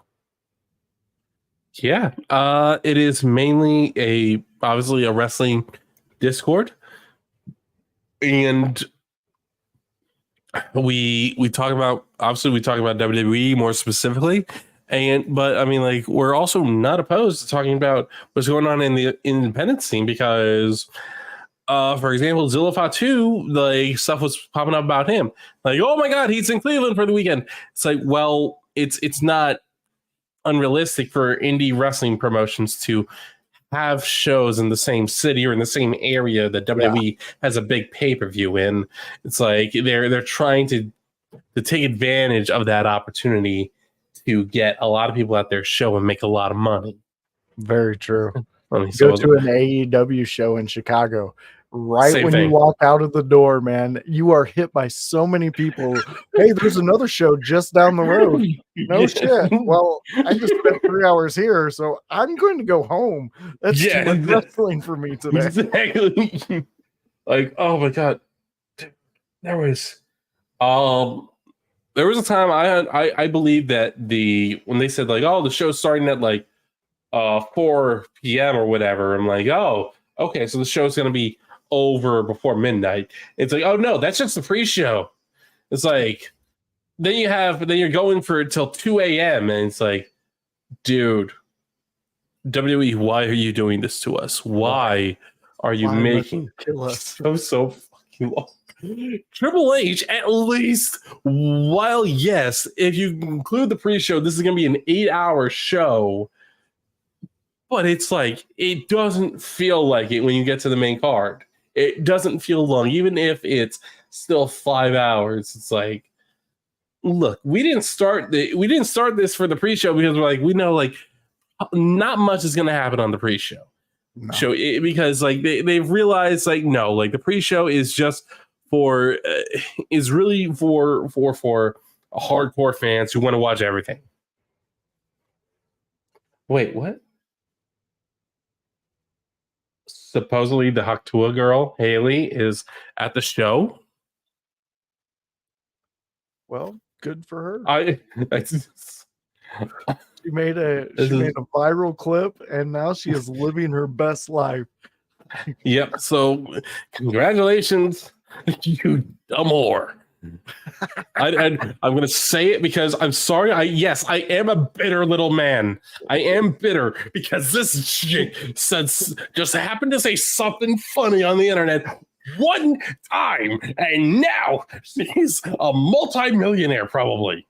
It's like, that is infuriating. I understand it. I understand. There's there's always going to be that bit of jealousy between streamers and other people's. I mean, we applaud you if you make it we applaud you, but yes, it's natural human instinct. We're gonna Yeah. have that emotion of Yeah. why not me? I mean, it's just like House brought up in the Bill Alfonso interview. His son got a Sandman hit with the kendo stick. Why not us?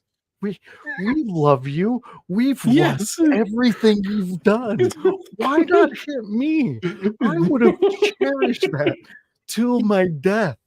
A Sandman caning. I would have loved it. Look, But I may not have grown up with Stone Cold Steve Austin, but it's like if I'm in the front row and Stone Cold comes up to me with a beer and says, "Hey, you man, you want to take a fucking Stone Cold Stunner right now?" Like, yeah, fuck yeah, I want to take a Stone Cold Stunner. Like, I don't you fucking better believe care. it. That's my moment. I don't care if I look like a fool doing it. I don't care if people think, "Oh my god, that was the worst fucking bump ever." Yeah. It's like, I don't care. I get it, man. It's my fucking moment. I agree with you 100% on that. I wanted it. I wanted that moment. I would have cherished it. And now, but that young man is going to grow up and he's going to have one moment where he talks about, oh, yeah, that dude, he hit me with this kendo stick one time. Yeah. And to the average person, it's like, why? Like, and why did you even agree to that? But to a wrestling fan, like, what? That's insane. Yeah, if he wouldn't have agreed to it, we would have been like, what is wrong with you? Yes. When the Sandman threatens to hit you with something, you let him hit you. It is a story to tell your children, and no matter how confused they are, you tell them this was pro wrestling. It is completely appropriate to accept an offer from a drunkard, an alcoholic. Yeah, he was. Wow, dude, he was hitting his vape pen more than you see me hit it on a show. This was a man who for years made people happy by busting a beer can over his head. Okay, so yes, are we a questionable group of people to trust opinions from, to take life advice from? Yes, we are. God damn it. If you become one of us, you are going to take our life advice. And maybe one day you regret it. But you're going to think, God damn it, I lived the best life. I like that. Yeah, he definitely was a different mode that night. He was on a different level. Sorry, I was taking care of some spam chats. That's all right. Yeah. Get them out of here, spammers. Yeah, get out of here. You don't belong here. Who told you could be here? We don't want your cheap Who told views. you? Yeah, get out. Get out. We don't want to buy views. We want to earn views. Very true, Grun. Let them know. CM Punk's looking good so far. I mean, just coming out, he's looking healthy, moving well. Drew McIntyre, though, he's looking like he wants to murder. He looks like he has murder on the mind. Absolutely. I like the pink and black trunks and boots. Yeah. Drew, though, he has like on that coat he was wearing.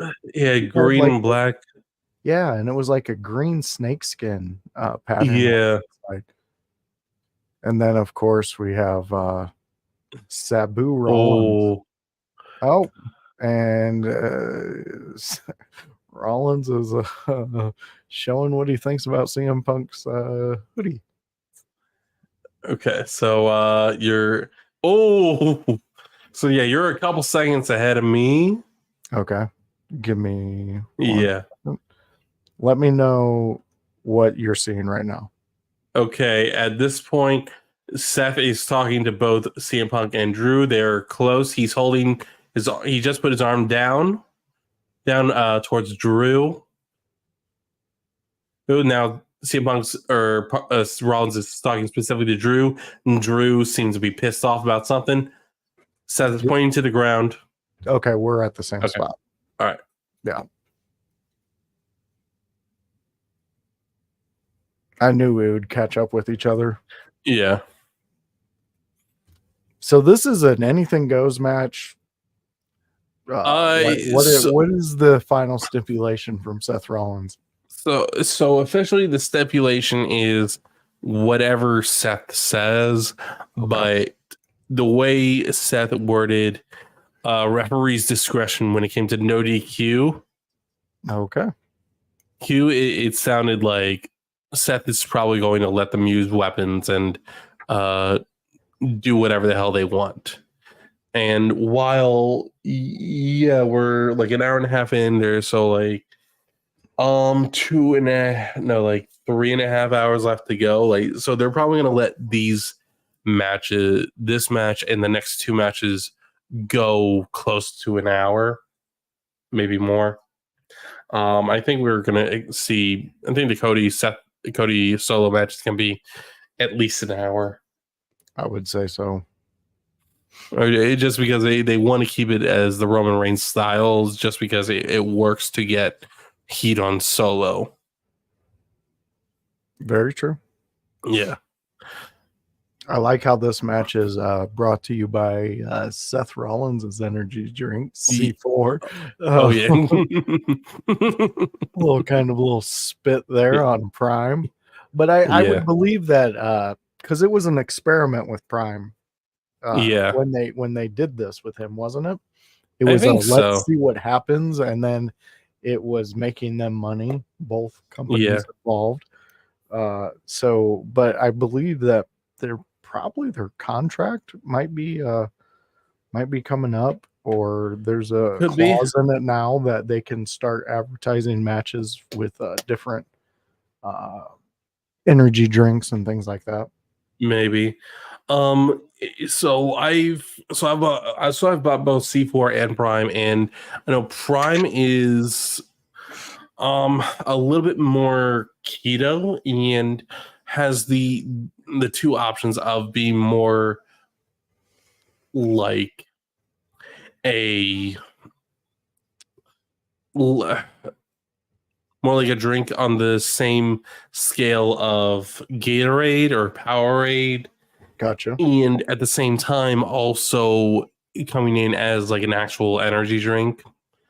I don't know how you would describe the other version. Some, like, energy drink properties, but it's not a full blown energy drink. From what I've looked at, Wells, like it seems like Logan Paul wanted to make something that was more, I love how Seth is just sitting on the ropes, like, okay, just it's like, this is what I wanted to see. Just Seth Rollins is like, I'm not even gonna bother. I'm not gonna bother doing my job. Like, I took this job to do nothing. I like it too. I have at my local gas station down the road from me, one of the workers is keeping the Seth Rollins C4 standout for me. Okay. So once they quit displaying that comes down into the studio. Oh my god, dude. I'm gonna use it to hold my video games and all that shit. Yeah. Hell yeah. Hell yeah. And it's got that leopard print coat that he wore. Oh my god. Yeah, dude, it's awesome. I'll take a picture of it when I go up there. Hell yeah.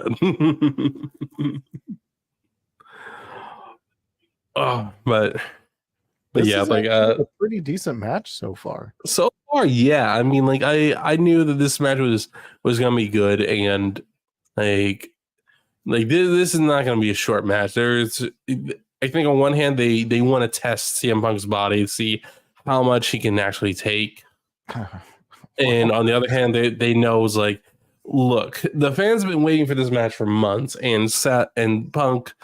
Like, you're gonna have to go 30 minutes minimum for this match. Yeah.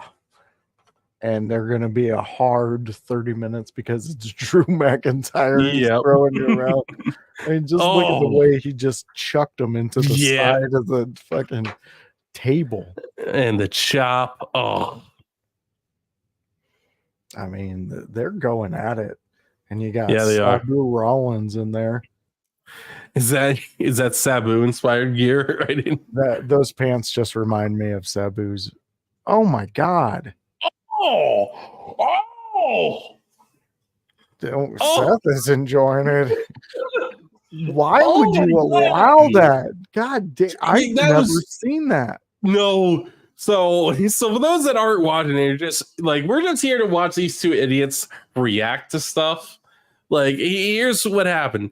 Drew lifted the ring apron and slingshotted CM Punk into the metal bars that are part of the support for the ring. Yes. Okay.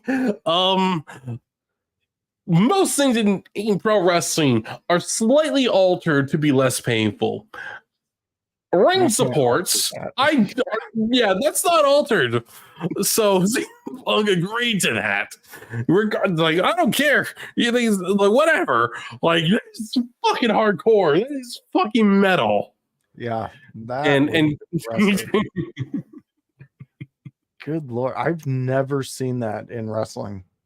no, I mean, and it's like the most devastating thing we get on the ring apron is when they do the DDT or the suplex. yeah. But to go under it and slingshot somebody into the metal frame. Now I have put together a wrestling ring with some promotions. That's not light. It usually takes two people to carry that portion out.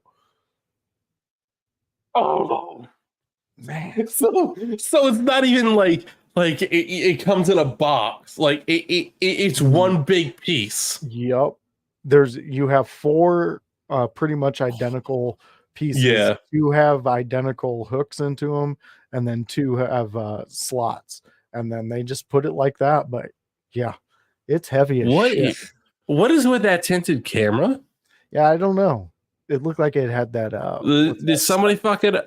Was it supposed to be a regular shoulder camera and someone fucked up the settings on it? It's a good possibility. Yeah. Damn. Ooh, beautiful backhand by CM Punk. Oh my God, yes. There we go. Now we're getting some CM Punk offense. Oh, he fucked up. Oh boy. Yep. Oh, good power bomb. 1, 2. Oh, he's got to watch that running knee in the corner because Drew's gonna catch him all day on that. Oh yeah. It's like that is one thing. That's probably the one thing I'm a little bit critical about is like is that how do you not like know I get that like if you get a back fist, like yeah, sure, you could get your head rocked and not know where you are, but it's like at the same time, like CM Punk and every wrestler has a standard set of moves that they always hit in a match. It's like, how do you not know that's coming? I agree with you, and it really plays to the fact that when Drew caught that, it shows that he's been studying on everything. Yep. And here comes the chair. Let's see what Seth Rollins says. Is he going to allow the chair? Oh, God. I'm a little bit disappointed that Seth didn't hand them both a chair or something when the match. Yeah. Oh, he sees it. Yep. Now the questions start to run through his head. Do I allow it?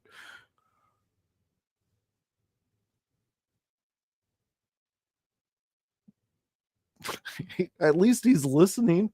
He's hearing him out. He's taking in all the information that Drew McIntyre is delivering before he makes his ultimate decision. He's turning his back. Allowing it? Yep.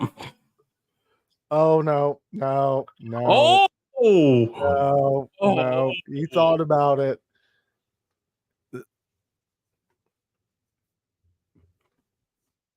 What if he hits both of them with it? Oh yeah, I'm not gonna complain. Oh, Drew. Oh no. Oh, Oh. he's like, this is exactly why I didn't allow it in the first Yeah. place. Oh, dude, they're gonna go the CM Punk route with Seth. Oh. Next one. Yep. Can already see it building. Oh, Yep. what Oh. was that? A spinning neck breaker. But he made him land on his chest, like on Drew's chest. That is so. That was a. I don't think. I It don't had to be even. a misstep, right? Maybe I don't know. Like for me, I thought it was way too fast to be really anything. Okay. I don't know. And it's like on the one hand, like I appreciate that they're going so hard. At the same time, like I don't know what the hell I just saw. CM Punk counters the Claymore with a stiff kick, leg lariat. And that's right after Drew put on the bracelet. Yep. Always makes me laugh seeing that straight edge tattoo. There's that big running knee. Yep.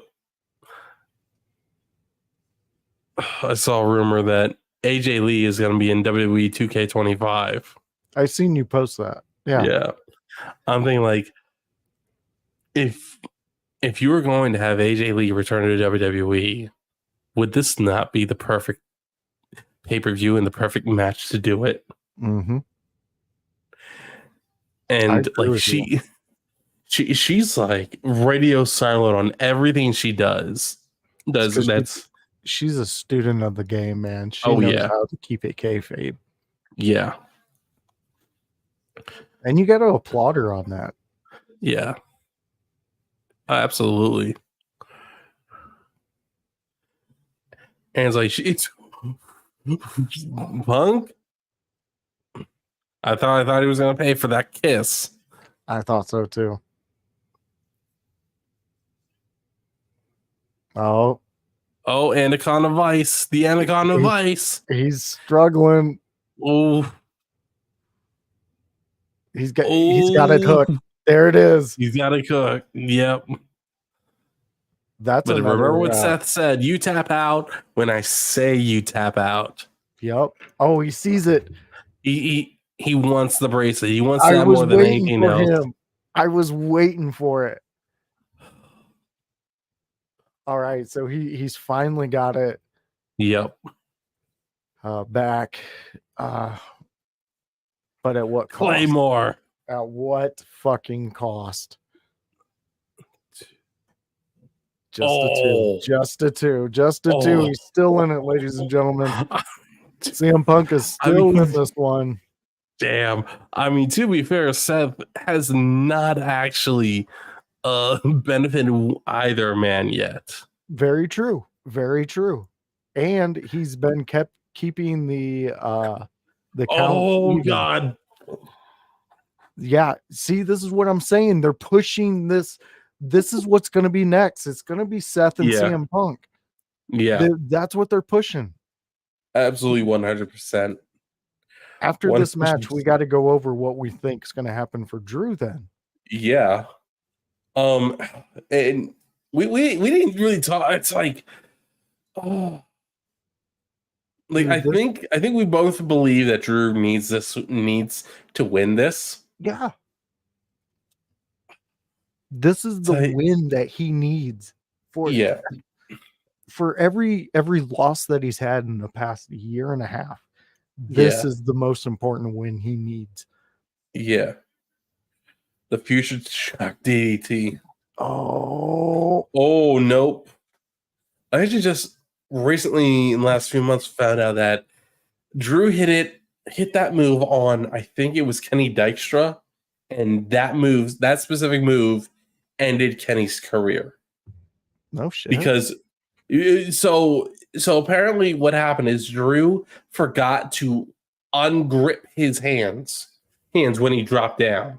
which is what makes the move. CM Punk and now sees the bracelet, and it's like Seth he just put it on just to get it out of the way. That's it. He didn't put it on. Yeah. But now Punk, he's taking this so personally. Oh my god. Here's the turn. Punk We are gonna screws Punk. Yeah. Nope. Oh no. Is he go gonna to hit sleep. it? He hit it. He hits it. Yep, they're pushing. This is where we're at, man. Whoa. Oh my god. Punk, God. you believe that Seth Rollins put that bracelet on his wrist to piss you off. You are so full of your own shit right now, Punk. They're gonna make this is where oh man. Are we excited for this though? I think so. I am. I mean, this is the one I wanted. I didn't want any more of the Drew and CM Punk. I think after SummerSlam, I think it can be done with those two. Yeah, I think so. I mean, in the future we could restoke it, but for right now, I think this is the move. Absolutely, 100%. Weren't you telling me that you think they're doing heel Seth coming up? Yes. And right now, oh Punk, no, don't do it.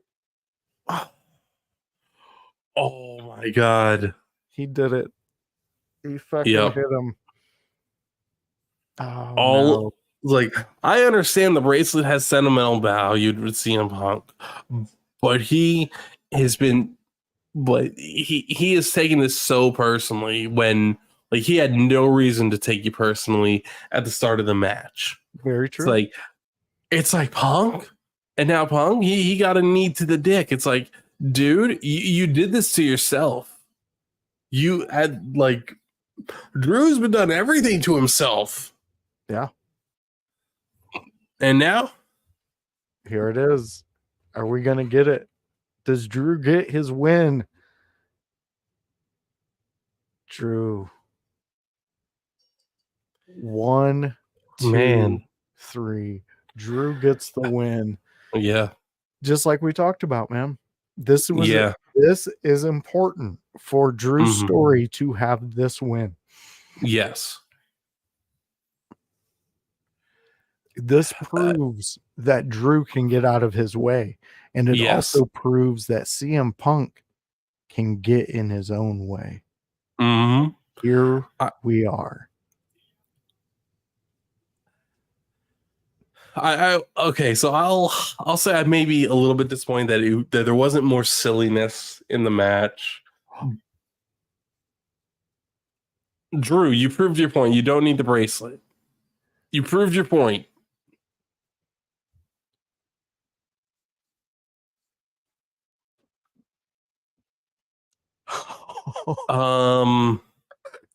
And I think specifically, if you look, he probably kissed AJ. The AJ part of it. It's like, oh my god, they're not done with it. Nope. This right now this sets up for their three-way that the three-way that we probably have been that we were predicting, or I was predicting. Now I think they can do the three-way now because now you've gotten more beef, more heat between the three of them. Very true. And then after that, I'm thinking, what do you do with that three? I think that three-way might be where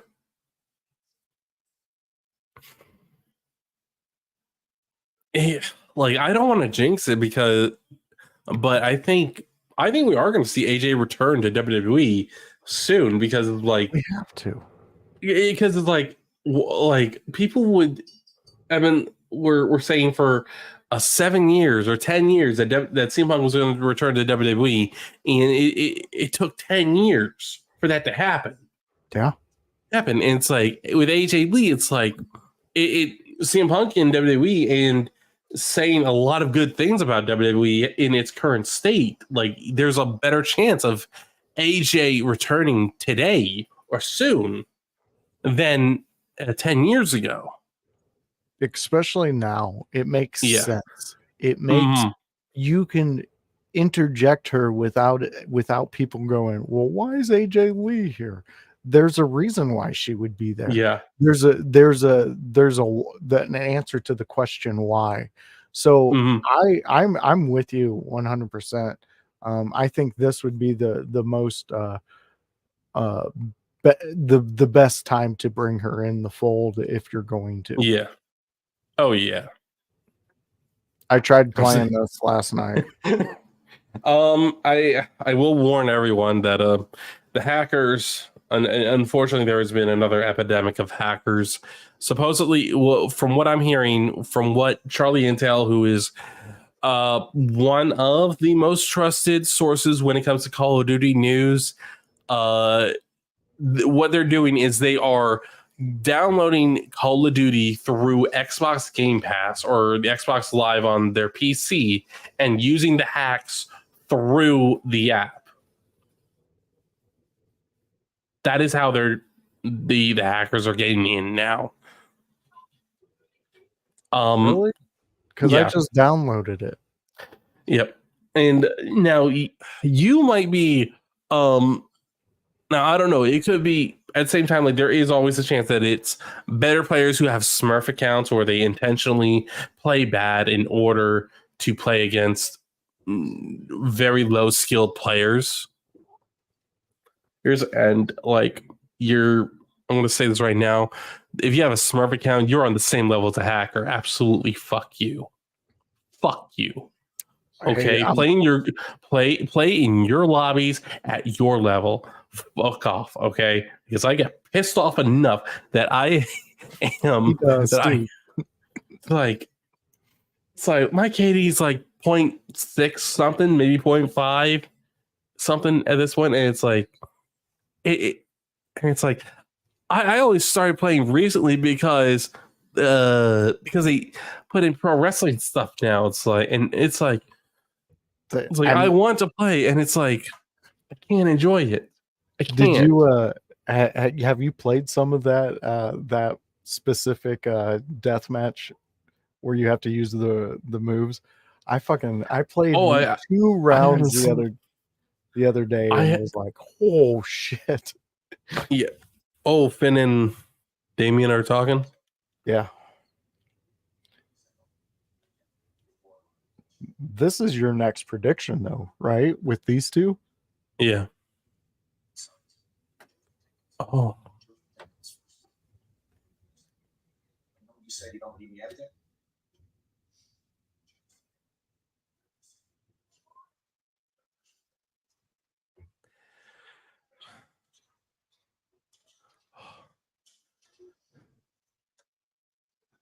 Dude, oh my god, you take away from that.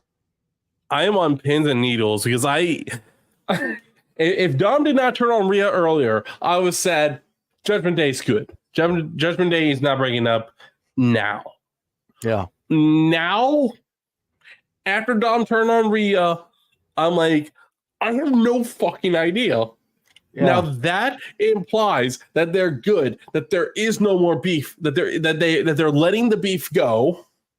However, we thought that 2 weeks ago, Dominic Mysterio made it crystal clear that he wanted nothing else to do with Liv Morgan. Yeah, he did. You are 100%. So two weeks. 2 weeks. This is less than 6 hours. Yeah. Or since they had their last confrontation. Finn could have already decided that he's going to screw Damien. Yeah, but could the Dominic Mysterio, could that have been the catalyst that where maybe Finn pulls the pulls the brakes on Maybe. this plan because I don't know. This is what always throws me a loop with Finn Balor. Finn Balor is so good on his own Yeah. that being in Judgment Day, it kind of made Finn take a back seat. And Yes. Damian Priest needed Judgment Day to become that driver Mhm. because he was taking a back seat in ways. So I don't know where we're going with Finn. And it's like House always says, this is the guy we got to be paying attention to. Mhm. And I don't know. No, I don't know, no, Grun. no, I don't know. It hurts me. I'm sad. I don't know. But Exactly. at the same time, it's like while it's hurting, while I'm sad that I don't know, let's be honest, it's why we still watch. It's why people are watching Very WWE true. more now than they were 5 years ago. It's because we don't know what they're going to do. Triple H has Vince McMahon. He wasn't playing checkers even. He was playing Rock'em Sock'em Robots. Okay, you My know. button stuck. Oh my god! You're Yeah, I right. remember Though. that. I remember. Yeah, In that analogy, you are correct because he was stuck in his ways. And yeah. it wasn't good for business. No, it It wasn't. really wasn't. No.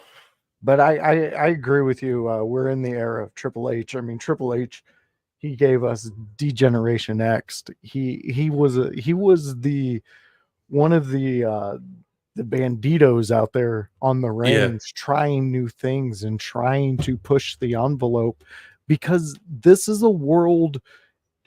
Not only is wrestling an inclusive world because you can the guy who plays the Undertaker is not really dead. No. He also cannot control lightning. It's No, you can't. it's a character.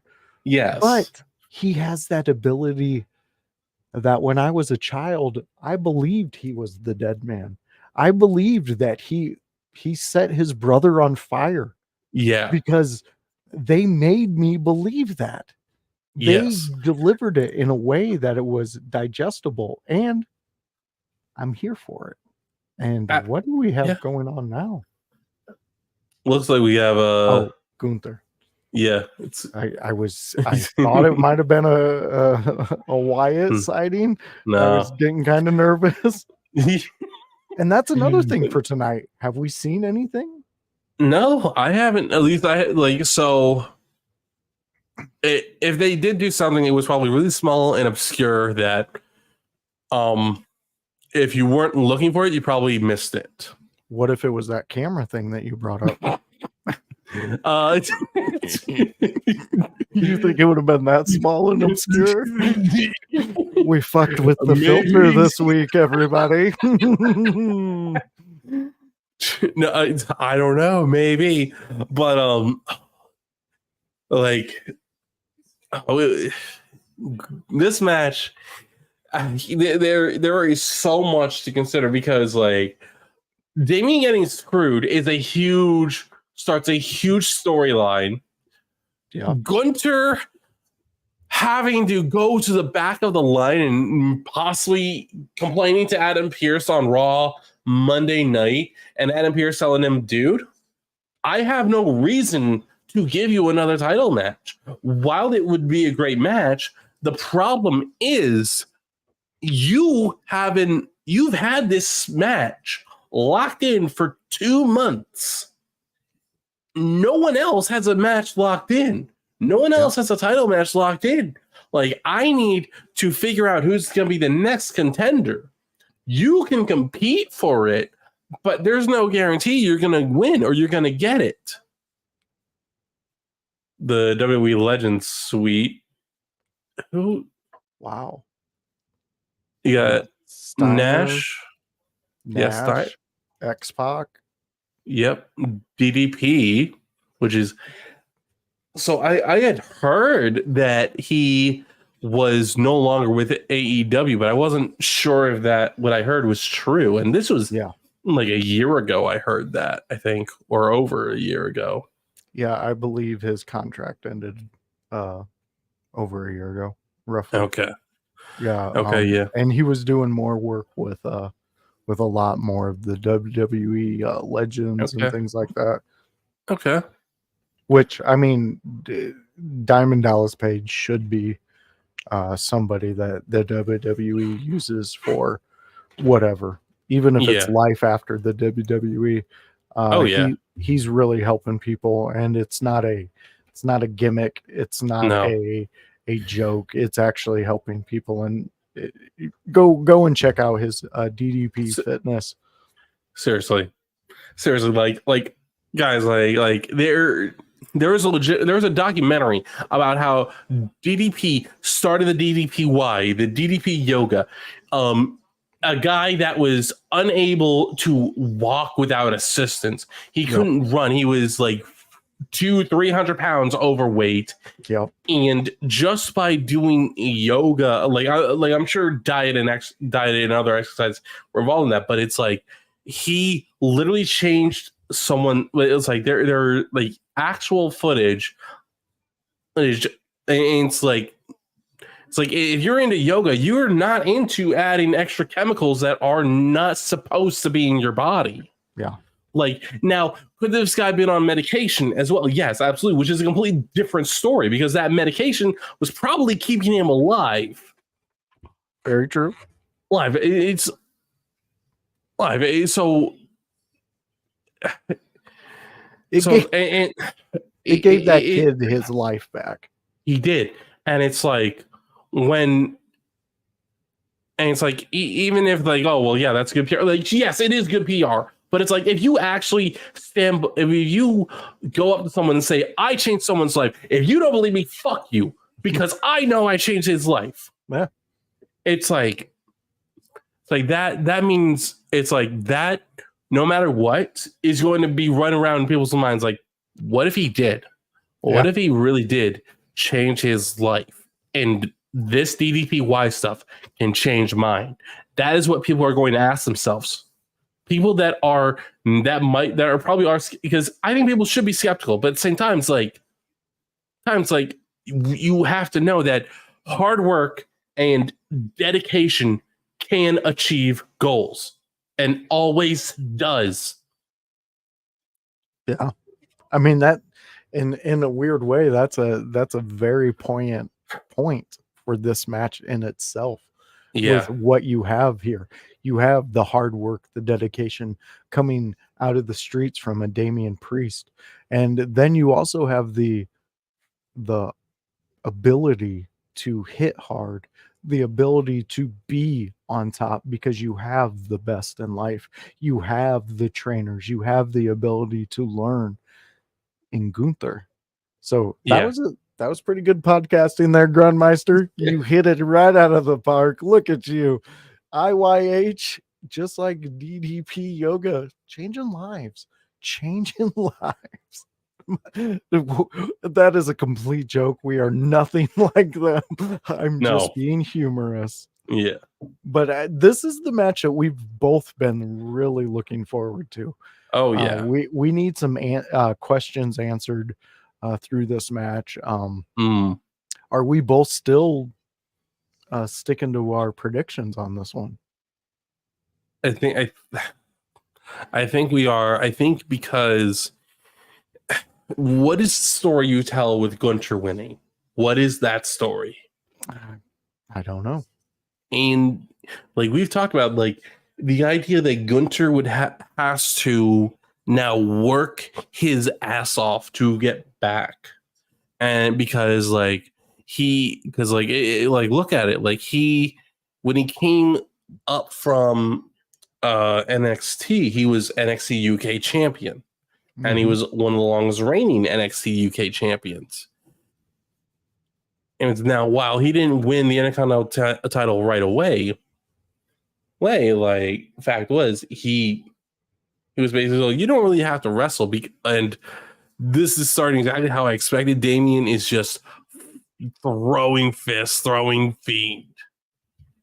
Like this is exactly what I thought we were going to get, Yeah. a hard hitting. This is what Hitting we were bout. both hoping for too. Oh because yeah. Oh, this is what it God of needs. heaven. So no. Oh Gunther, though, with that knowledge getting out. yeah. Oh man. Man, he almost he was so close to Yeah. being in the position to big clubbing blow. Oh God. Not even any flashy, just like I'm gonna jump off these stairs and throw my fucking arm on you. Damian Priest is out. He's ready to prove that this is what he can do and what he's born to do. Yeah.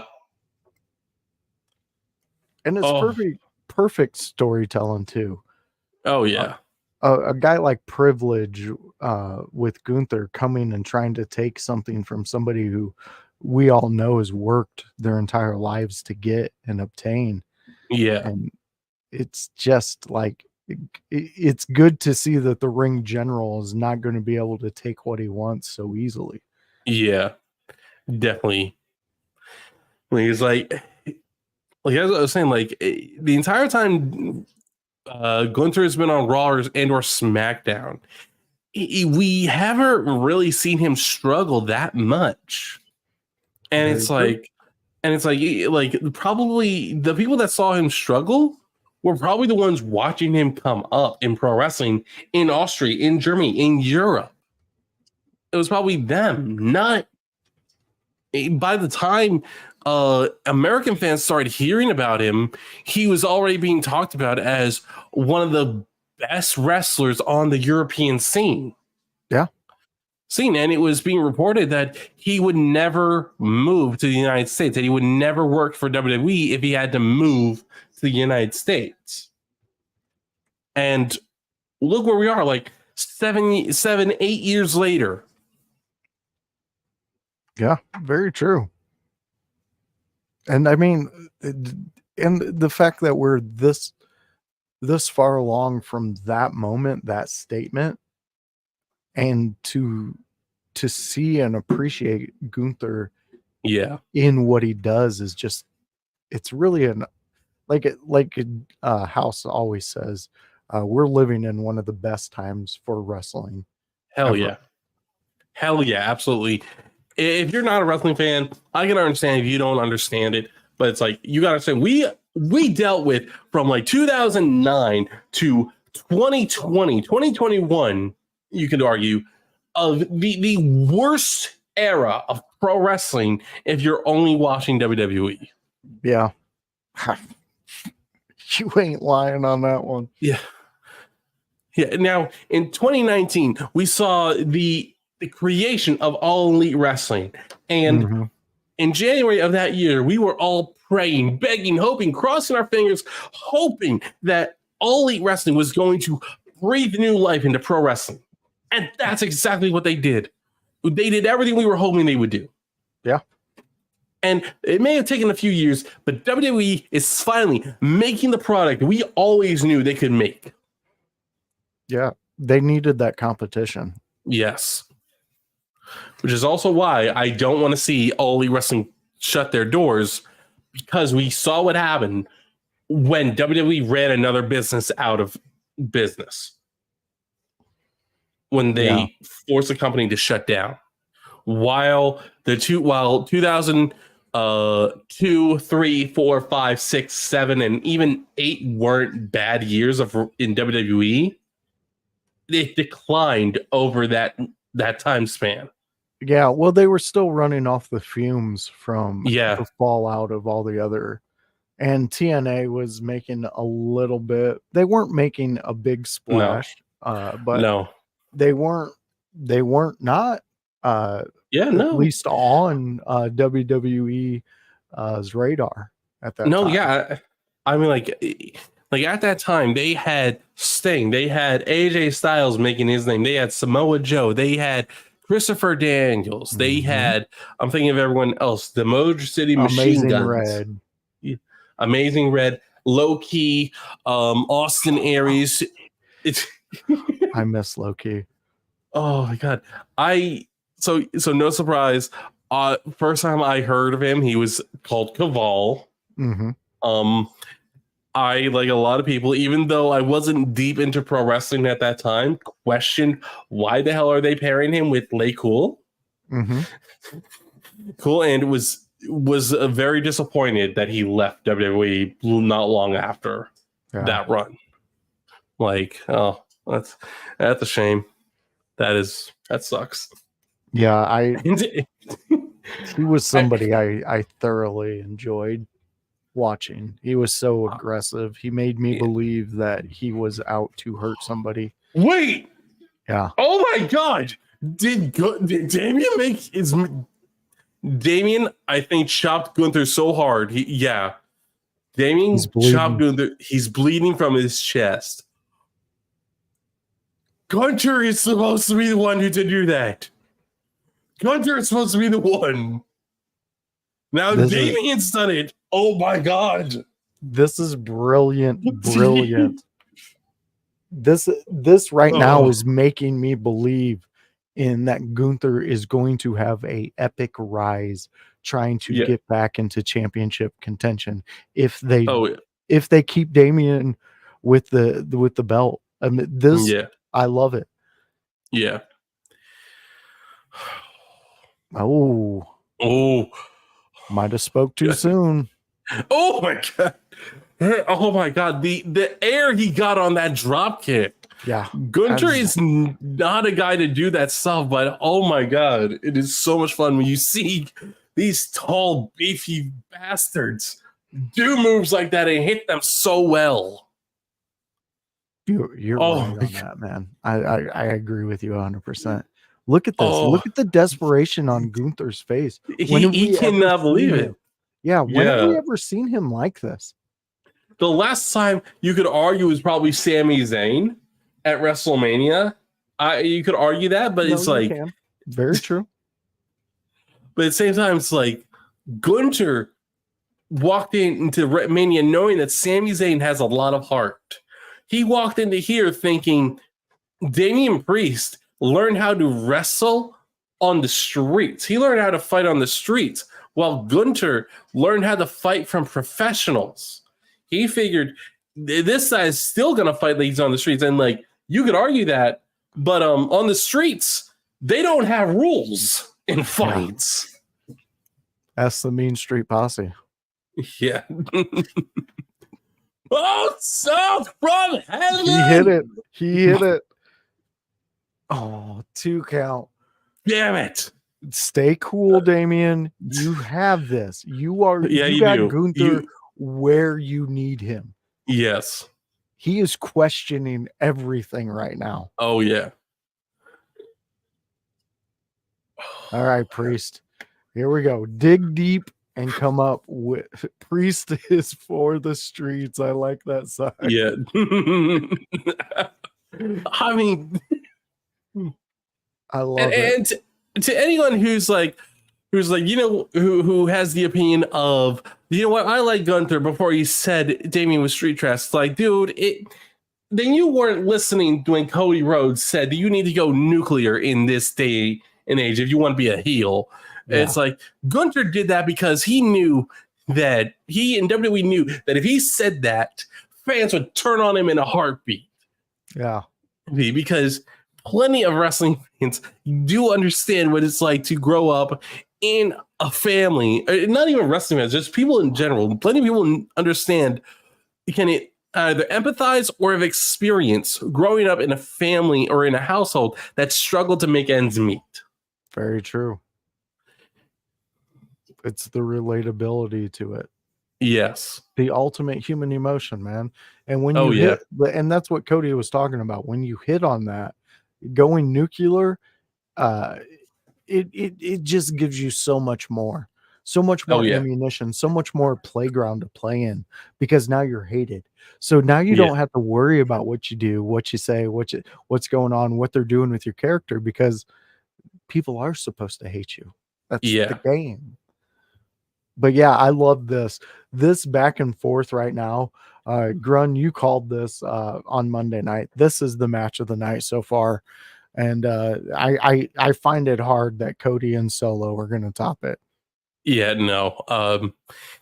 Solo and Cody, that's definitely going to be more for. It's going to be more story based. Yeah, far very more true. story based than any of the other matches. While this match, while it is very story based, the wrestling matters in this match. And the fight, the struggle, the violence of this in this match matters so much. You are 100% correct on that. And Damien right now is just getting everything that Yeah. Gunther can dish out, and he is asking for more. Oh, This kid is like, not stopping. Oh, no. we got a Finn. Oh, We got Finn out here. Finn. He just popped out of nowhere. Yeah. now this. What does this tell you? This is very scary. Okay? It is. I don't. Please don't do this to me. Okay? You took Rhea. Now, please don't take Damien too. Come on, Damien. Oh my god. Get up. You've been Come here on. before, man. Yeah. You know what it takes. This match is make or break. I think what's left of Judgment Day turns babyface tonight. What's left of it? I think Finn at the most distracts Gunther, but does not get physically involved. Okay. That's what I'm gonna guess. But that blood is just pouring now. Yeah. Man. Michael Cole can't sit down. He's stressed over this. Dude, it's crazy. Yeah. Oh my god. Oh my god. That must have been right on a blood vessel. Yeah. The blood just does not stop. No, it's just pouring out of there. It's not like a massive amount, people, but it's a continuous stream. He wiped it off 30 seconds ago, and then within 10 seconds, within like 5-10 seconds, it is going from the center of his chest on his no, oh my god, no, that's like collarbone or close to the collarbone, and it's all the way down to just above his trunks. So yeah, Finn was just distracting Gunther, and Gunther launched his boot into Finn's face. Now Damien, he's so fucking fired up. Dude, this is excellent. This shows the teamwork and the oh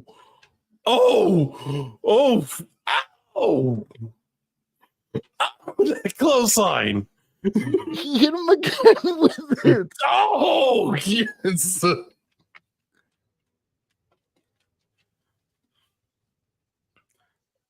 Oh, Razor's Edge.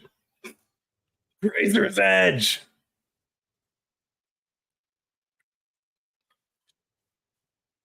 Oh my god. Oh my god. Are we good? It's gonna happen, right? No, he's too close to the ropes. Damn it.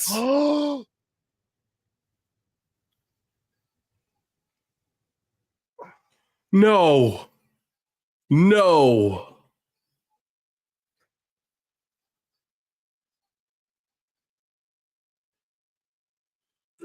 No. They're killing off. Judgment Day's dead. Judgment Day's dead. No. He sees it. Why? He sees the replay. No, come on. Why are you guys taking this from us? Why? No.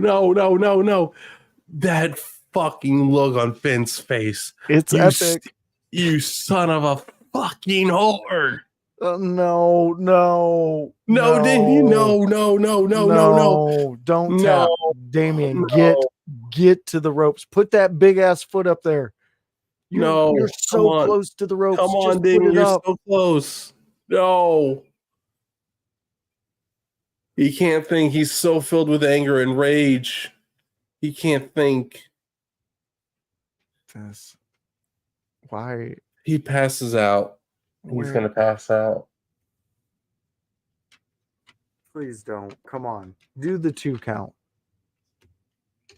Lift up his arm, ref. Nope. Oh, yes. Please. Oh my God.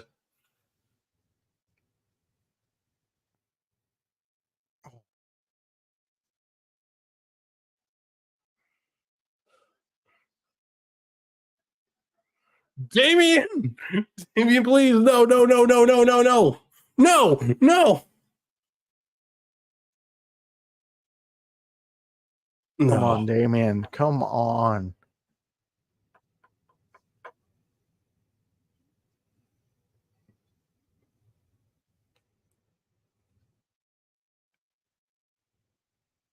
He's going out. There's no way he can get out of this. He's done. Come on, Damien. Come on. Finn, what the fuck? Oh my God. I like.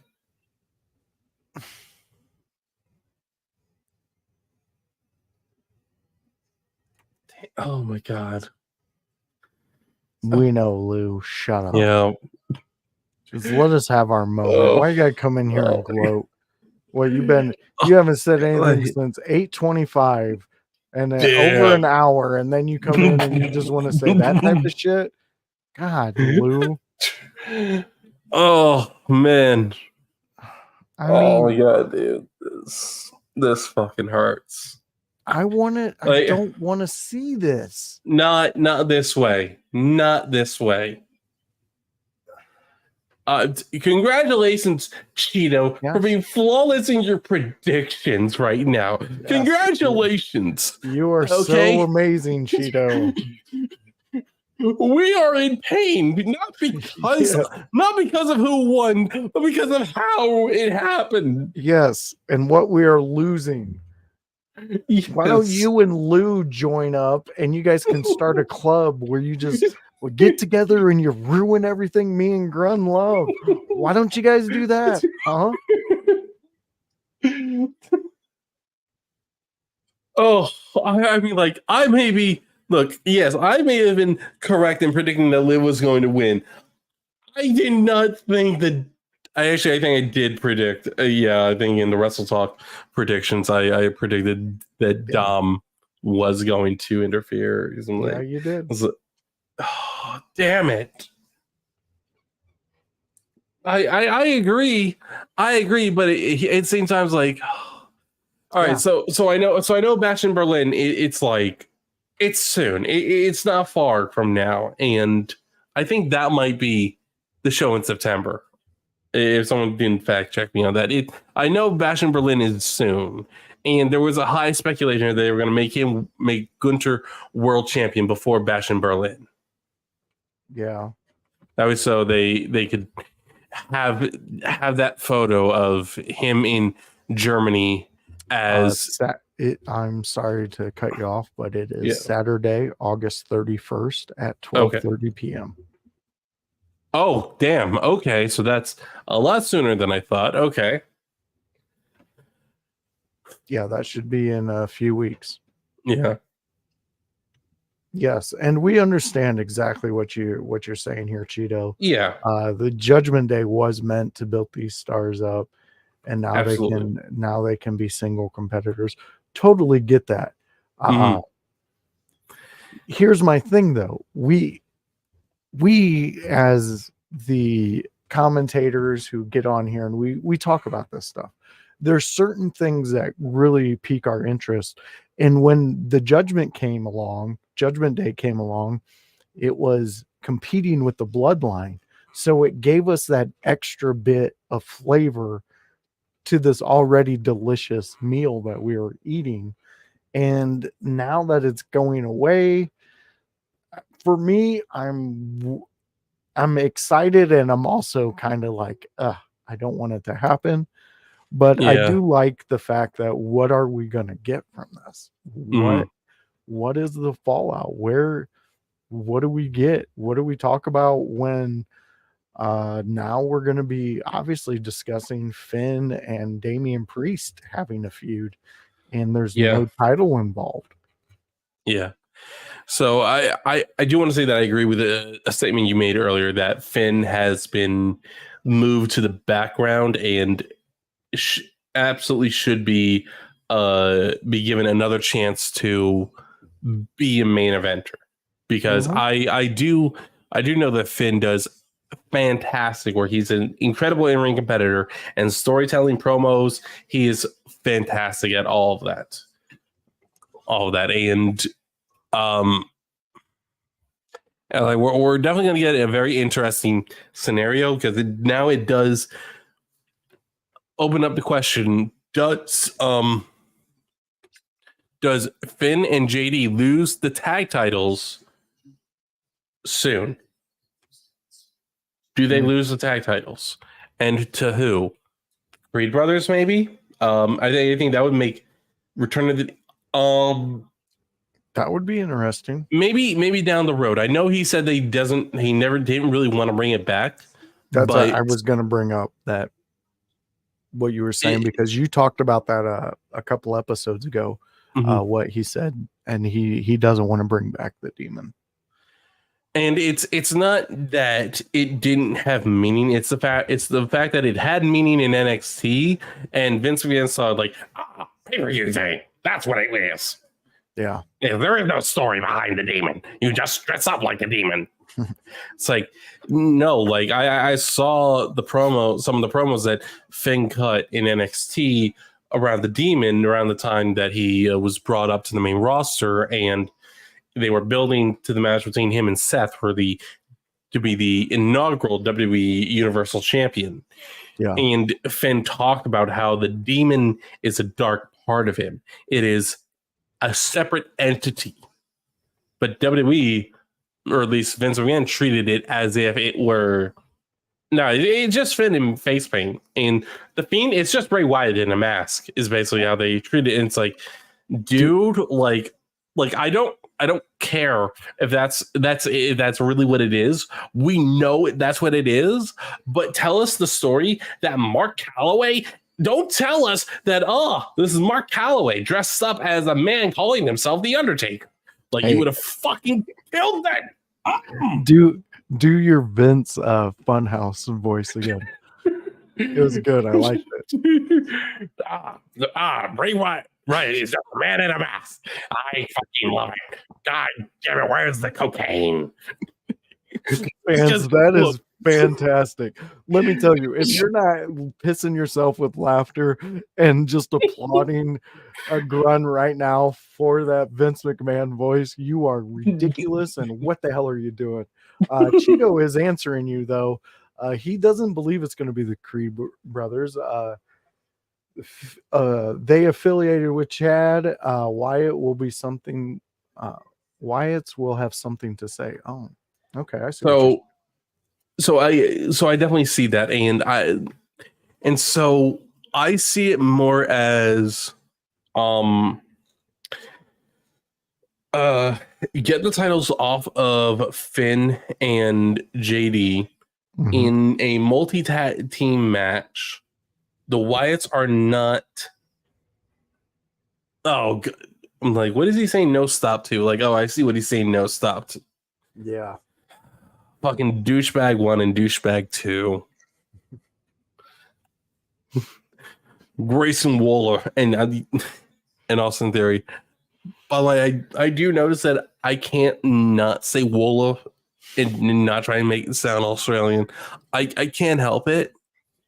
He's a douchebag. I'm going to fucking do it. I mean, who wears pink on pink? Oh, Jesus Christ, this guy. And he's wearing flip-flops. Like, me personally, I cannot stand a man in flip-flops. I can't. If you're on the beach or in a beach town, I'm not going to give you shit, because, like, okay, you know what? You're about the beach lifestyle. I can respect that and understand. You know what? That requires a specific attire. Very true. You're being put in timeout by Cheeto for your Well, impression. Cheeto, this is not your stream, okay? So if there's anyone here who could actually put me in timeout, it's Josh over here. And I'm not, because I loved it. I thought it was amazing. It's actually one of my favorite things. I am going to clip it. It is going to be something that I drop. So yeah. I Look, I like you, Cheeto. I enjoy you being here with us, but I cannot put Grun in timeout for that one. Someone should put these two in timeout though. Ricky Morton and the Rock and Roll Express. Oh shit! Yes, please, Jelly, do it. He's he's looking this up like I'm waiting. He's waiting. He's waiting for his chance. He's about to tee him up, man.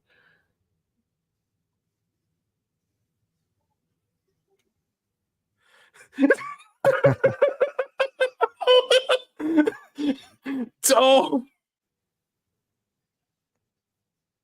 that's dude. I would love to do something like that.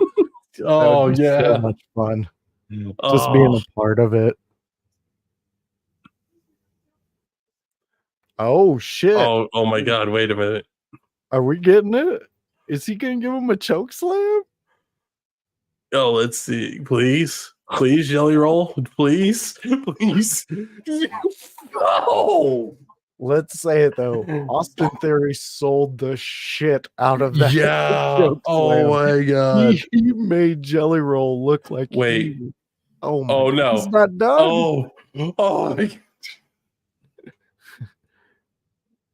Oh, come on. You can't see me. Oh my god. Wait. Oh my god. Shuffle. Jelly Roll needed help getting. Oh. I mean, to be fair, like he's a large individual. Well, he may not. He. Oh man. Speaking of Jelly Roll Slim, I don't know if you guys have heard, Mark Henry's son, who has been following in Mark Henry's footsteps almost verbatim, has just signed with WWE. You gotta love that. Yeah. Gotta love that. And when I say verbatim, I mean like he was doing strongman competitions the last couple years. Like he has done everything his father's done and made it a goal specifically. I guess when he was a teenager, that he was going to be a pro wrestler just like his dad.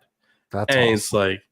it's like he was breaking. I think he broke a few records in strongman stuff a few times, and now he's like it's honestly going to be like.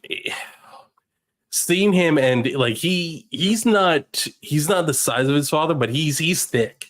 He's beefy. He's muscular. He looks strong. So it's like it's definitely gonna be interesting to see Mark Henry Jr. or not his actual name. I just that's just what he is. Yeah. Cheeto, completely agree with you on the kudos to Theory for selling that choke slam. Yeah, he did it perfectly. 100. You can 100. I agree with Grun and you guys when you say, we don't like him and he's a douchebag. I totally agree with that. Yeah. But the kid can sell. He's and he's got that just punchable face. Who doesn't want to crack him in the jaw once? Oh yeah. Dude, we're here, man. We are at the main event. So now I've been telling people in like non-wrestling fans have been asking me like, oh, how do you know this is gonna be the best SummerSlam in years if you haven't seen it yet, if it hasn't happened? Like it's because like the stories around all the matches leading up that we had before were so emotional. They drew you in. They got you interested in the entire stories. God, I'd like yes. Yes, I would. Well, yes, for a whole minute. Oh yeah, and it's like look, if you like stories that take 30 episodes to be told and or to for any escalation in the story, go ahead and watch Breaking Bad, watch Walking Dead, watch Supernatural, watch these shows that take 15 seasons to finish their story. Okay, and I'm not bashing them. Like I haven't seen all of Breaking Bad. I know that's gonna get me a lot of hate, but I've seen like the first 5 seasons of it, and like I see why people love it. Mm-hmm. Love it. And it's like, but we like wrestling, we like these wrestling stories because every week it is peaking. Yes, the build to this CSG to 100%, it has been unreal. While this Cody solo match it'll steal the show. It'll steal the show for moments. It won't steal the show for the match. Yes, I totally agree with that one. That, to me, that Drew McIntyre CM Punk match is the show stealer tonight. Damian Priest, though, and Gunther definitely up there, and can be argued that maybe that was the one. So I think the argument is definitely going to be between the Drew Punk match and Damian Gunter match. The Liv Rhea match was fantastic in its own right. Then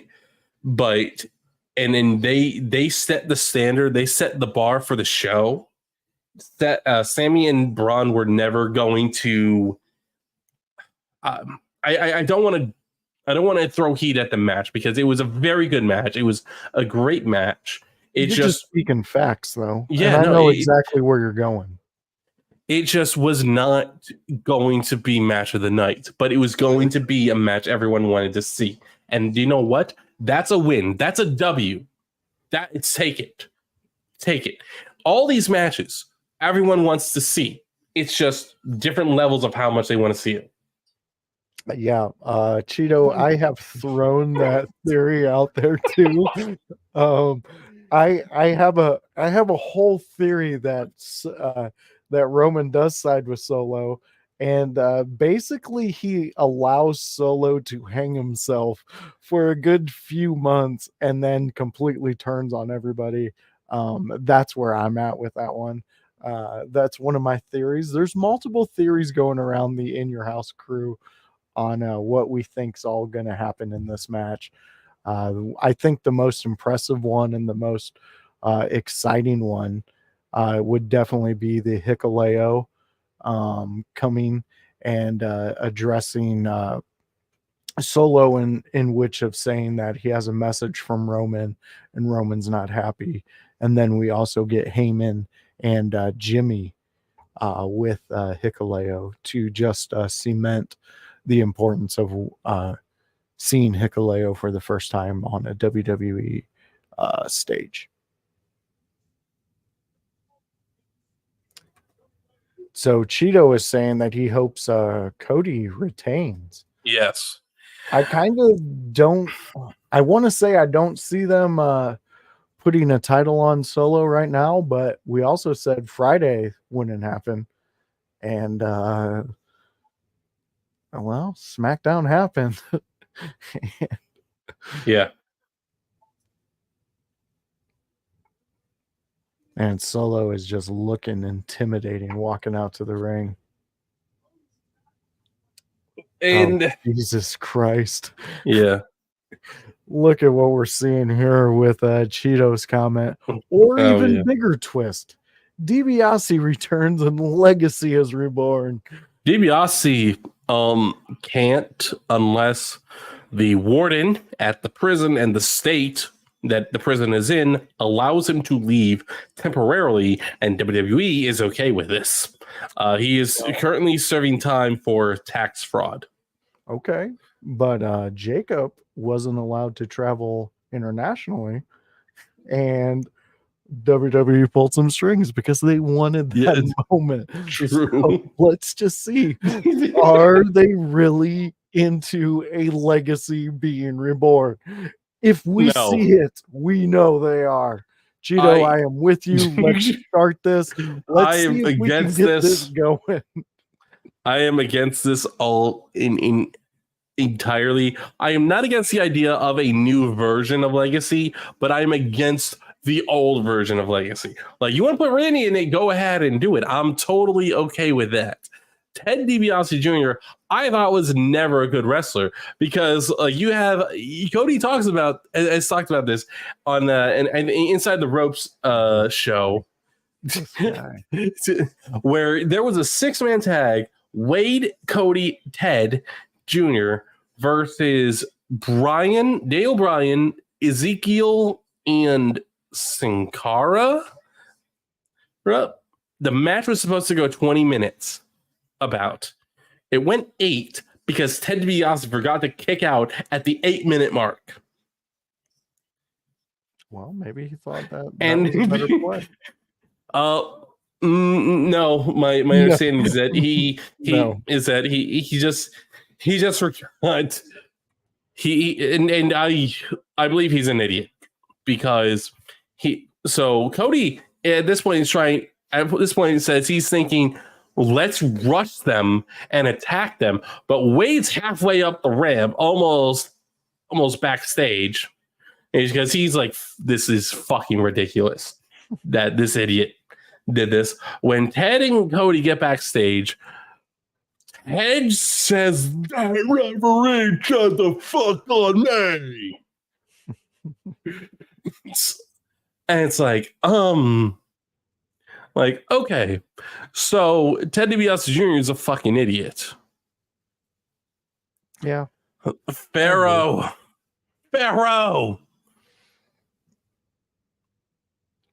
We have to remember, though, he's not a show dog.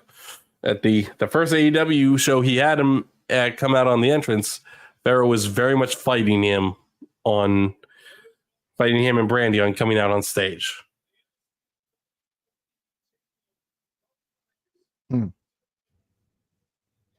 So Cheeto, to answer your question, the issue is criminal records.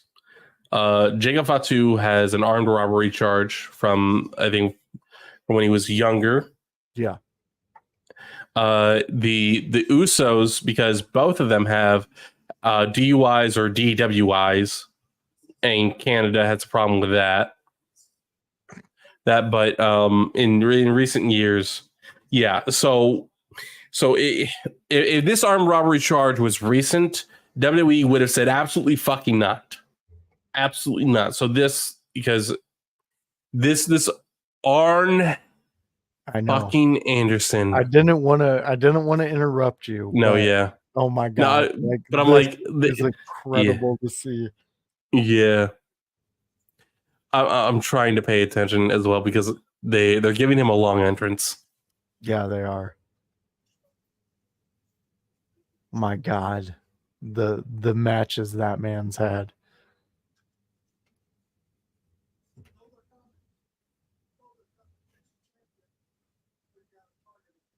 How does Cody not have the look of, okay, I have a match, right? Like, yeah, we should cut this a little short. Yeah. I love you, Arn, but right now is not a pep talk moment. Yeah. But I love it. I love that they're paying respect to somebody like Arn Anderson. And they this vibe right now that we're seeing is giving off very much like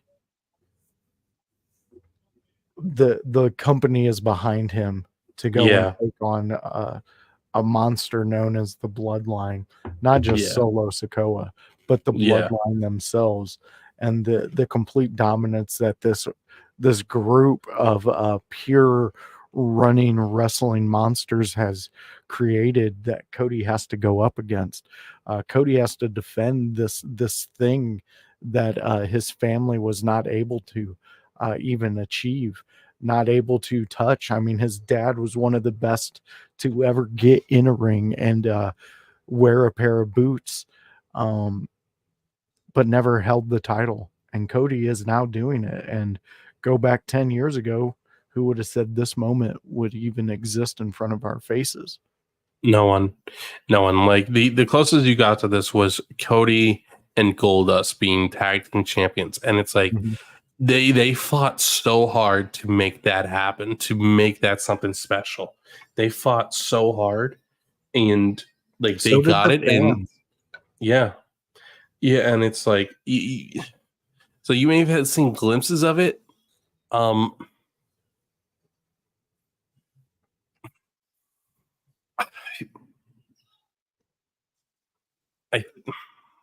I understand the skull. I think the skull is a bit much Yeah, for that Not outfit. not Yeah, needed. yeah, The outfit, the jacket alone is all you need. yeah. It's a Yeah. beautiful jacket. I'd fucking Oh, take it in yeah. a heartbeat. Hell yeah, 100%. You knew I was at the one last AEW show, Dynamite, that Cody was at up in I did Chicago? not.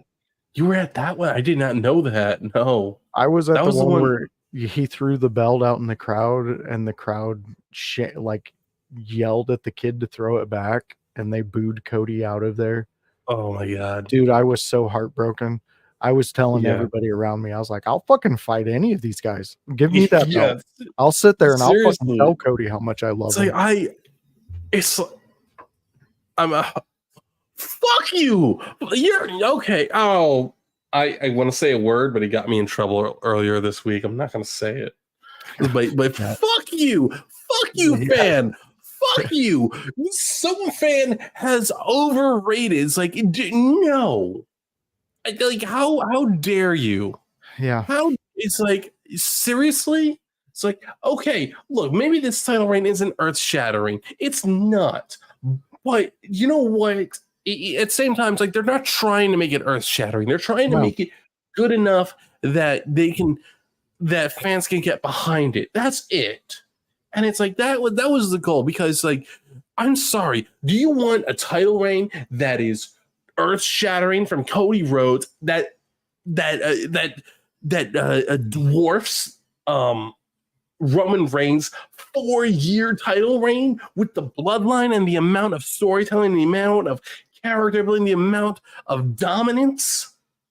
It's like, how are you going to say like, oh, Cody's overrated? It's like, then what is Solo Sikoa? What is Solo Sikoa? Overrated. Yes, I will tell you that right off the bat. I've been saying it ever since. He's a thumb and a spear. yeah. So you've He's just it. invented That's it. You've invented Goldberg all over again without the It's like without the streak and a tan and tattoos. Cool. Solo does not have, at least in this iteration, at least in this version of Solo, he's not Jimmy and Jay. And guys, like, remember, like, fans that aren't aware, Solo is biologically exactly brothers, the youngest brother of Jimmy and Jay. And you, maybe in the face you could tell, but not in ring, not in style, not in charisma, not in pro. There is no other similarities between them other than they had the same mom and dad. And they all have the screeching weasel that announces them. Yeah. Okay. Don't agree with that, Grun. Why would you agree with that? You're Paying attention, you bastard! I was not paying attention. They were like, "Wait a minute, you're talking about Samantha Irving? How dare you? You son of a bitch!" They're gonna kick you out of IYH, man. What's up, DJ Kobe? Oh, DJ Kobe jumping in here. How you doing, my friend? We're just enjoying some SummerSlam. Everybody go out there and check out DJ Kobe and all that he does. He's a brilliant musician. Well, what did they call that? What's he, a DJ? It's in his name. Never mind. He does some great stuff over there on the Lou's channel. So go check out the Lou and you'll hear the spinning styles of DJ Kobe and what he comes up with. Cody looks like an action figure right now. He just looks like Mattel put him in the rope. I mean, like, look, it maybe in another time I'd be mad about that, but it's like I get it. They're trying to make money, and it's like, you know what? I could see kids thinking that action figure looks badass. Oh yeah, I like it. Yeah. Like that. I have a sticker floating around here somewhere. I don't know if I brought it over in the new studio, but it's the neck tattoo. I was thinking Okay. about putting it on the mic, but Yeah. there's not really enough room on my mic for No. another sticker. Oh God. Oh, no worry, DJ Kobe. We appreciate what you do, man. You do put together some bangers. Pool Noodle Boys have been hanging watching SummerSlam. Well, thank you, Pool Noodle Boys, for joining the Window Lickers and Grunge channel and IYH. We're glad you joined us, especially for the main event. Here we are, everybody. We are setting here. The bell is rung. Solo and Cody are getting ready to go toe to toe for the championship. I'm honestly thinking Cody walks out with this, but I do think that we get some type of Roman something. It might be a messenger. It might be Roman himself, but I think we do get something to do with Roman tonight. 100%. I think we are at the point, and someone in the house call was I really don't agree with him because he came up with the scenario where eventually this leads to Solo Sikoa being turned on by the Tongans and goes back to Roman, Jimmy, and Jay and begs for forgiveness. And I'm like, so let's pretend that we're WWE. If you do that, you're killing Solo. He's dead. Yeah. He's done.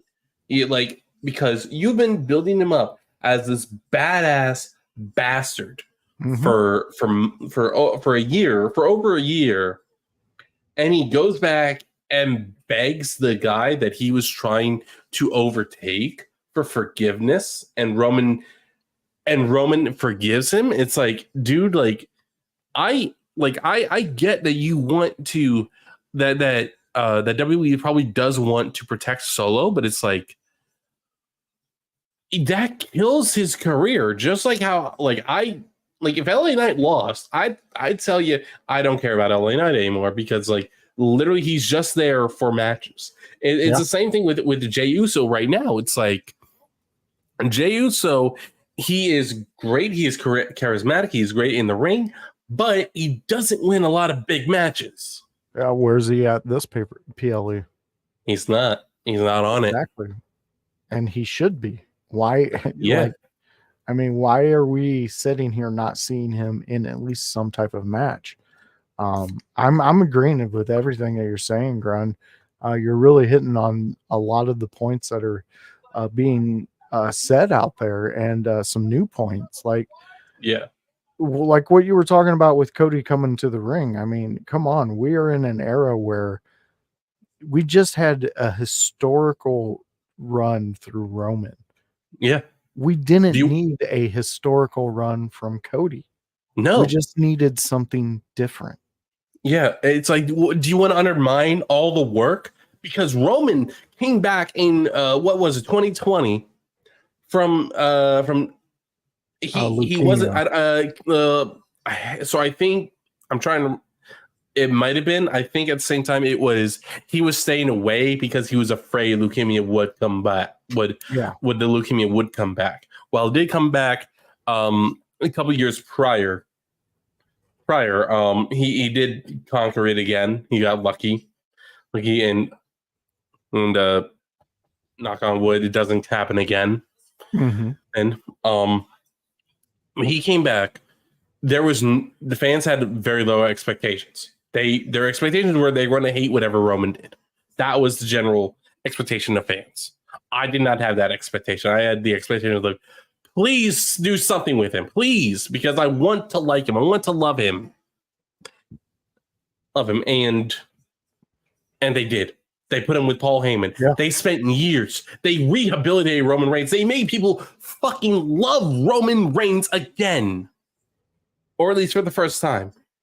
And it's like all that work. Like you're expecting Cody to be fucking earth shattering. It's like what? Like Cody shattered the earth with being a part of AEW and the building of it. He does not need to do that again in WWE. In WWE, just keep going. I was just gonna say, in a way, he did do earth shattering things with winning that title because, like I said, he was the first in his family to do it. Go ahead. Okay, true. Yeah. No, yeah, you're right on that. But it's like with Cody Rhodes, like we just the thing that every wrestling fan, not just WWE fan, but every wrestling fan needs to do is understand that we are at a point in with WWE.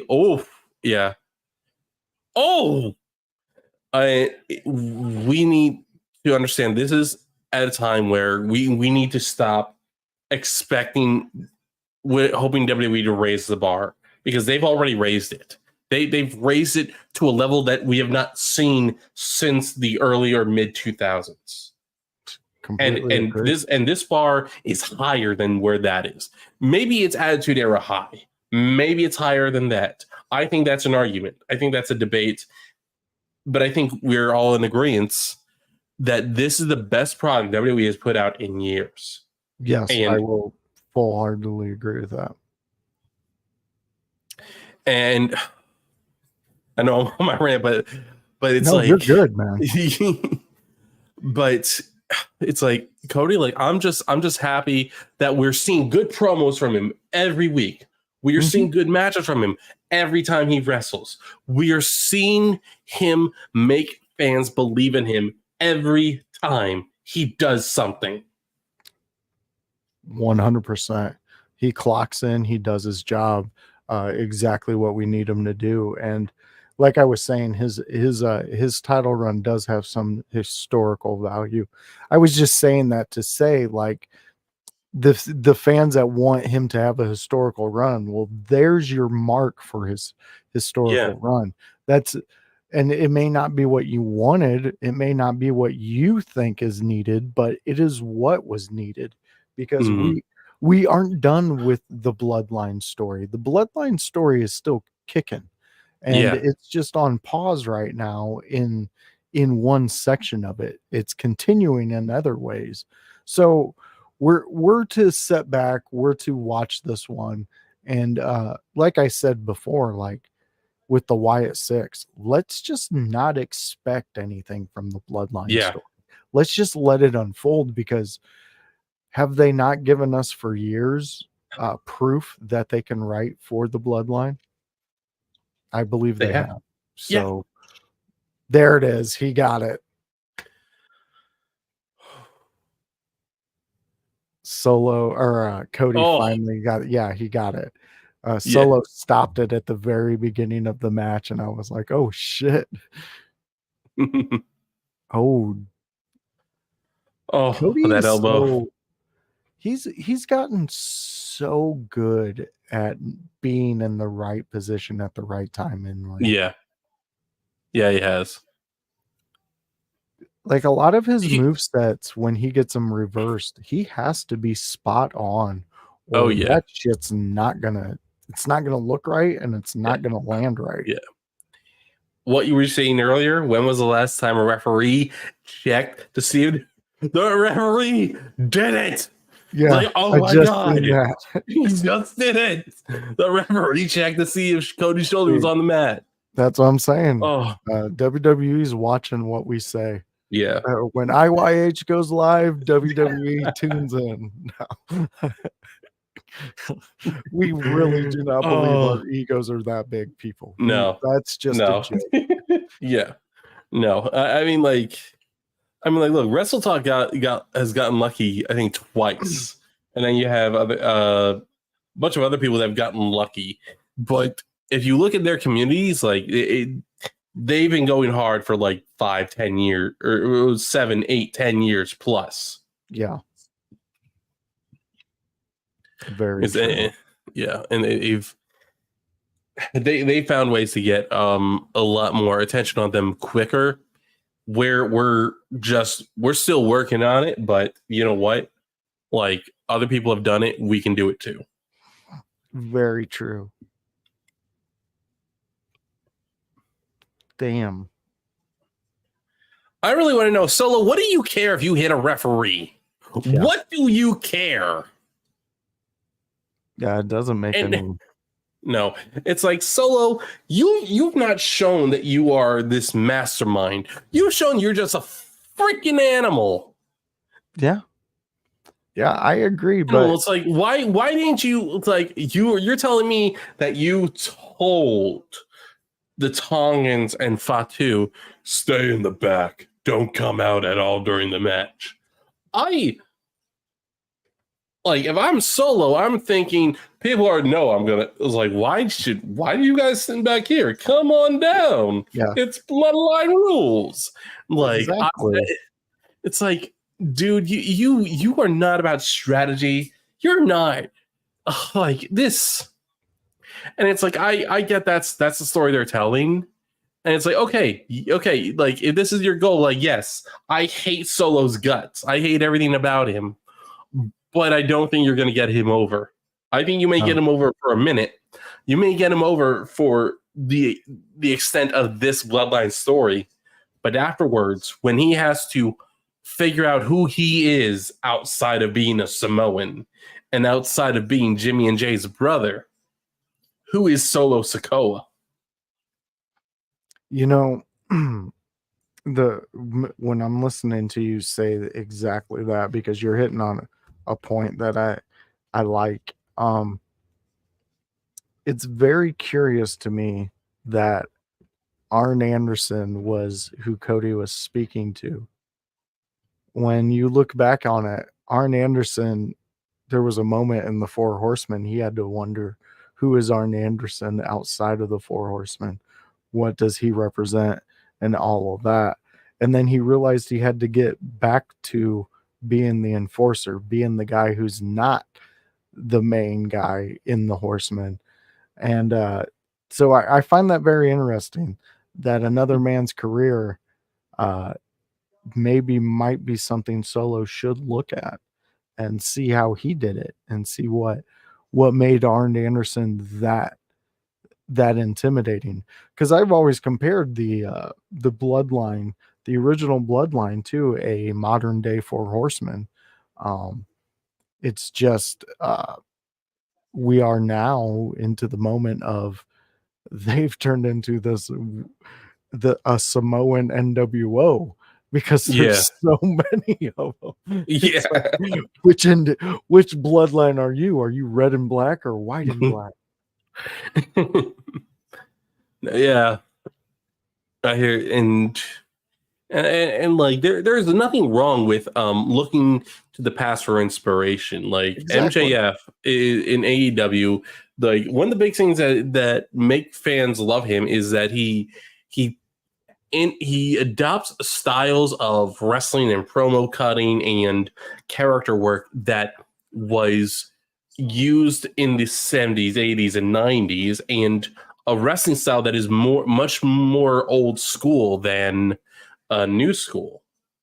Very And like when he was kind of sort of babyface with Adam Cole, he was using moves that are kind of treated as just regular moves. And he built them up. He got people excited about these silly moves like the kangaroo drop kick. Yeah. It's like that's unique work. Like, even though you've probably seen it 1,000 times with someone else, MJF makes these moves matter. He makes all these little things matter. And it's like that's why, and it's like everyone else can do these things. They can adopt older styles, older personas, just find their own way to twist it, find their own way to make it theirs. Very true, man. You are speaking my language when you say that. That's exactly how I feel about it. I mean, there's so many So many talents out there that if they would just adapt little things from guys that we as fans assimilate you to, it might pay off. Mm. Look at this big ass move. Oh boy. Oh God. Wow. Oh no. Oh, there it is, the superplex. Wow. Cody Rhodes is delivering everything to Solo. Yeah. And I must Yeah, he say, is. Solo is he's hanging in there in this match. He is, yeah. He's not getting gassed. He's not No. slowing down, and Yeah. he's making it interesting, stopping Cody at some of the great moments where Cody normally gets a win. Yeah. Solo's there stopping it. It's like Solo learned. He watched some tape of Cody. He's been scouting him. There's got to be some movement happening though. We're about 10, 15 minutes into this match. Yeah. And we haven't seen too much of anybody. No. And I'm looking at the time. It's 10:41 on the East Coast and PM, and this was supposed to be an 8-hour pay-per-view. I'm thinking like it Peacock or ABC USA, whatever, probably did not know what to put for how long this show is going to be. Yeah. Like Crossroads, because I'm like, and there they are. Crossroads. Who would have predicted this? Yeah. What? What? The Tongans came out? What? But this is a Bloodline rules match. What the? Okay, I do not like their outfits. It's. I mean, like, I don't hate them. On his chest. Where's the Tongans? Yeah, I'd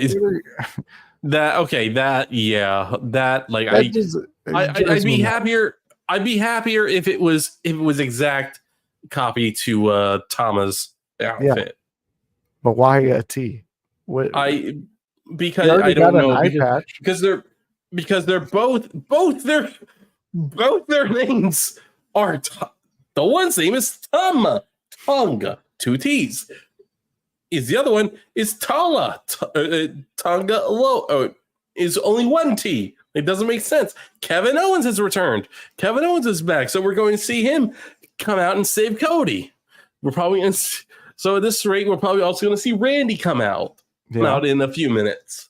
That would probably be a safe bet. And Kevin Owens is just firing on all cylinders. Like we talked about, like, Kevin Owens is not like, he's explosive, but he's not like, oh my God, he's the greatest performer of all time. Like, he's very good, and you're always gonna have a fun time watching him, whether he's cutting a promo or wrestling. He's like, I don't want to take anything away from his work, because I love watching him. Like, hey, Kevin Owens, we're gonna have a good time. But he's. And there he is. I know. Johnny said his name like Beetlejuice, and here he comes. Randy Orton making his way down to the ring and giving the fans high five. Orton, you gotta. There's something in the ring you gotta handle, man. Yeah, Randy. Granted, he probably doesn't have the cardio that he used to have. Very true. Very true. I like how he was asking fans which direction is the ring.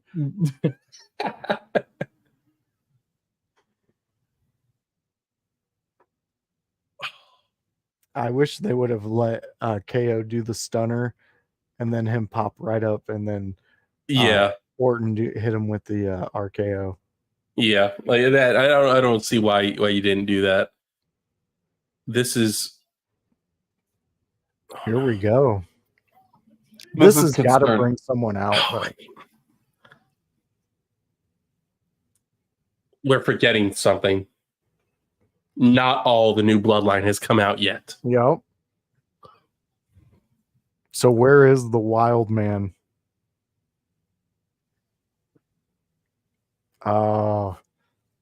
The Tonglins they're gonna lure his help Them out. away. Yep. There we we go. go. That's what. And Okay. that eliminates them. That eliminates those 4.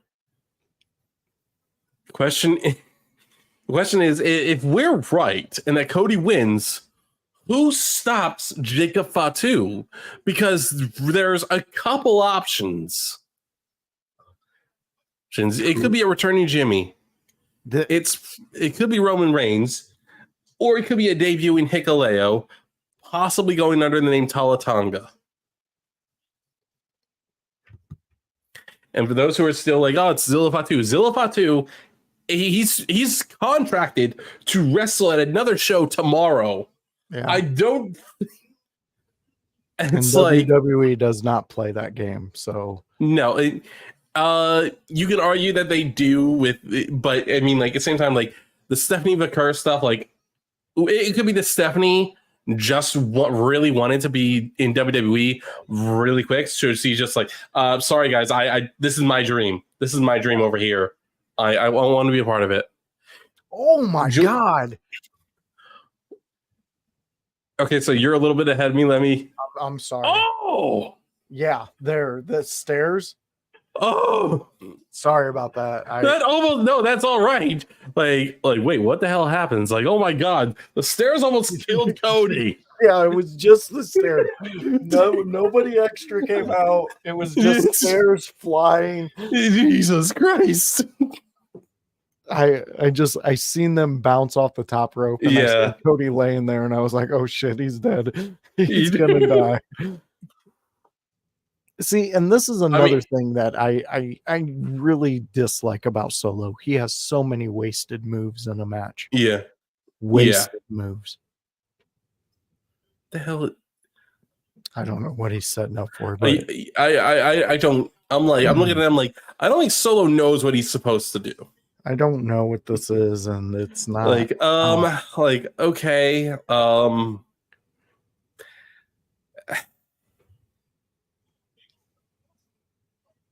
Oh, did anybody think that move all the way through? I doubt it. Okay, somebody has to hit right now. Yeah. This would be the perfect right spot, now. right? Someone, yeah. We're and he's going for number 2.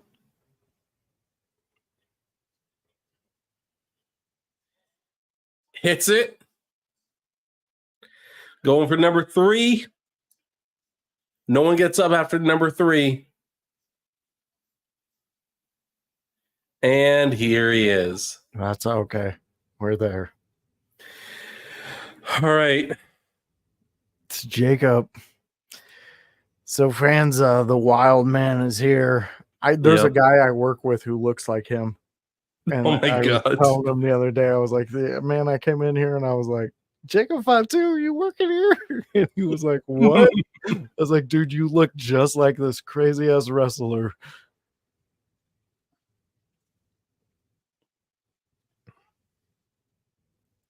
Two.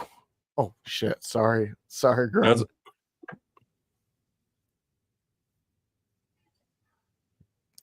I personally love Jacob Fatu's look. I like it too. I think his of all these now, I had higher expectations of the Tongans because I may have not seen a lot of their work, but I know their reputation, and my understanding was that they had a great reputation in New Japan. They were part of the Bullet Club, and I'm like, okay, well, look at everyone that's been in Bullet Club. Like, they've all been solid wrestlers, and really no reason not to think, oh, they're going to put on a great match. They've been underwhelming since they've debuted for WWE. I don't think WWE quite knows what to do with them. I don't think, no, I think those two specifically are suffering from the fact that WWE was like, we want them, but but we more want them for the background, even though we know that they can do a lot better than just being background wrestlers. Whereas Jacob Fatu, they they're struggling with. They have the problem of Jacob Fatu actually does outshine Solo Sikoa. Yeah. Yeah, you're right. You're right on that. I really hope he did not actually hurt his ankle. That's what I was just gonna say. I was waiting for you to get to that point. Yeah. That looks broke. You can't stand on it. It's broke. It looks. Oh no. That thing's broke. If I'm Jacob Fatu, I'm pissed because it's like that needs to be healed by November. Yeah.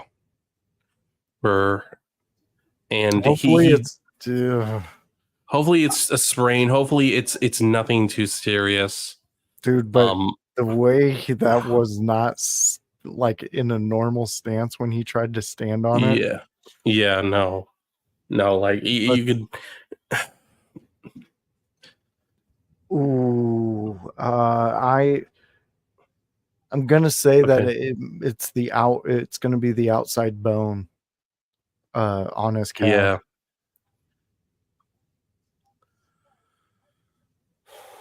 Oh man, dude, he's still not up. Yeah. Damn it.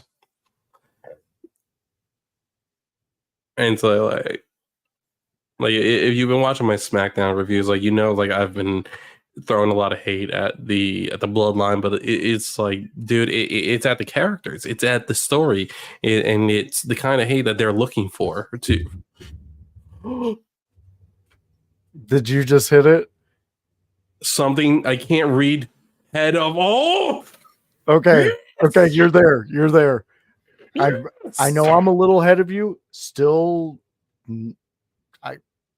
just music. Put the ones up. Here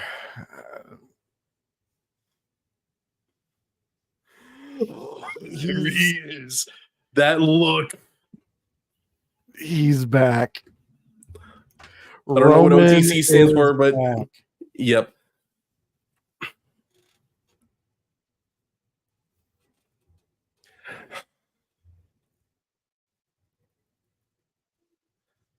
Official tribal chief? That's what it is. It's official tribal chief. Or only tribal chief. Only tribal chief. That's what it is. It's the only tribal chief. Oh, this is a great watch along to be a part of. We got Roman, the head of the table is back.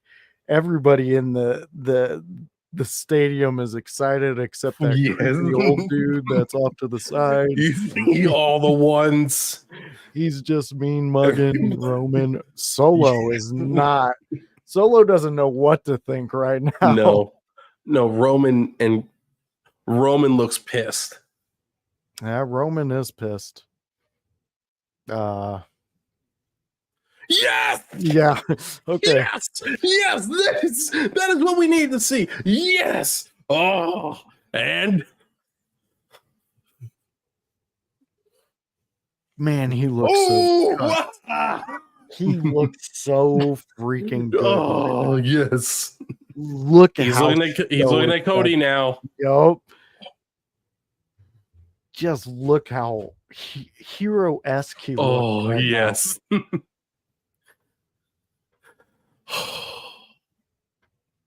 The perfection that is storytelling. He gave him the nod and is walking away. Cody has Roman's blessing.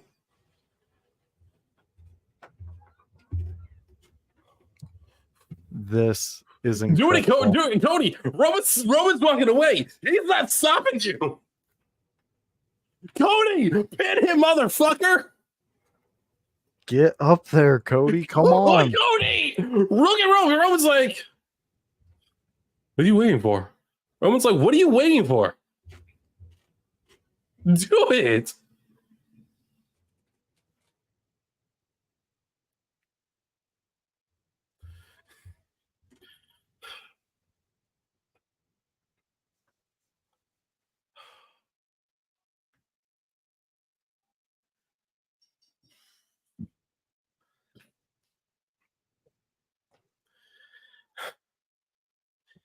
Okay. Wow. Yeah, fans, sorry we went silent there for a moment, but sometimes during these we we get caught up in the moment. Yeah. All right. So This is incredible. yeah. All right. So no debuts. Which, you know what? That's fine. We got Roman back. That was probably the biggest thing that needed to happen. We were speculating debuts because we were thinking, what if Roman doesn't show up yet? Yeah. Now the argument was like, and Scott Hewlett of Heated Shenanigans, he said that he was going to be at this show, and he's like, dude, if Roman doesn't show up at SummerSlam, like, what the hell? Like, I paid a ticket for a great wrestling card and to see Roman Reigns return. So Scott Hewlett of Heated Shenanigans, I'm sure he's going to be thrilled that he got exactly what he wanted. Oh yeah. Great PLE. Yeah, it was. This was a fantastic card, absolutely the best one in years. While and we can't always get exactly what we wanted, but we've got Roman Reigns back, and now SmackDown is about to pick up. The views for SmackDown this coming Friday night is going to be higher than it's been in probably since Mania. Oh yeah. Oh yeah. Because I mean, phew, like So now what would have happened though if Jacob wouldn't have gotten injured? I Okay. think He's putting a little weight on it now. So yeah. Okay. So now I haven't had a broken ankle. I've had a fractured foot, and like for a little while after I had it up for a bit before I figured out I fractured it, I was able to put some weight on it. However, the following morning, I collapsed the second I tried to get out of bed. And so I don't know, like this could be a fracture, this could be a broke, or this could be a sprain. It could not be something not that serious. or it could be a play. It could be. It could absolutely be a play because maybe they didn't want Roman to have any kind of physical altercation with Jacob Fatu until later down the road, as a way to protect Jacob from and Roman both, to build the expectation of that fight. Lou, you are 100% correct. That was an amazing show. Yeah. Grun, that was awesome. Great watch along. It was awesome. It was amazing. Yeah, it was great. It's like when I'm sitting here watching these pay-per-views, it's like I don't want to end the show thinking it was all right or that was a waste of my time. Like, I want to know that I walked away thinking that show was great. That was amazing. Yeah. I agree with you. Like, we got everything we wanted, and honestly then some. We didn't get everything we wanted. We didn't, but you know what? While we were gonna watch Raw and SmackDown anyways, we now have more things to look forward to with Raw and SmackDown. Very true.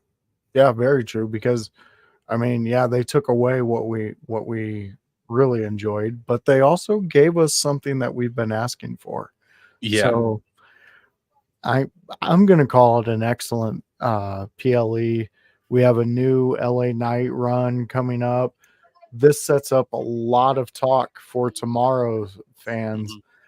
We have our house party, the In Your House party, where the whole crew jumps together, and it is going to be the spill out from SummerSlam.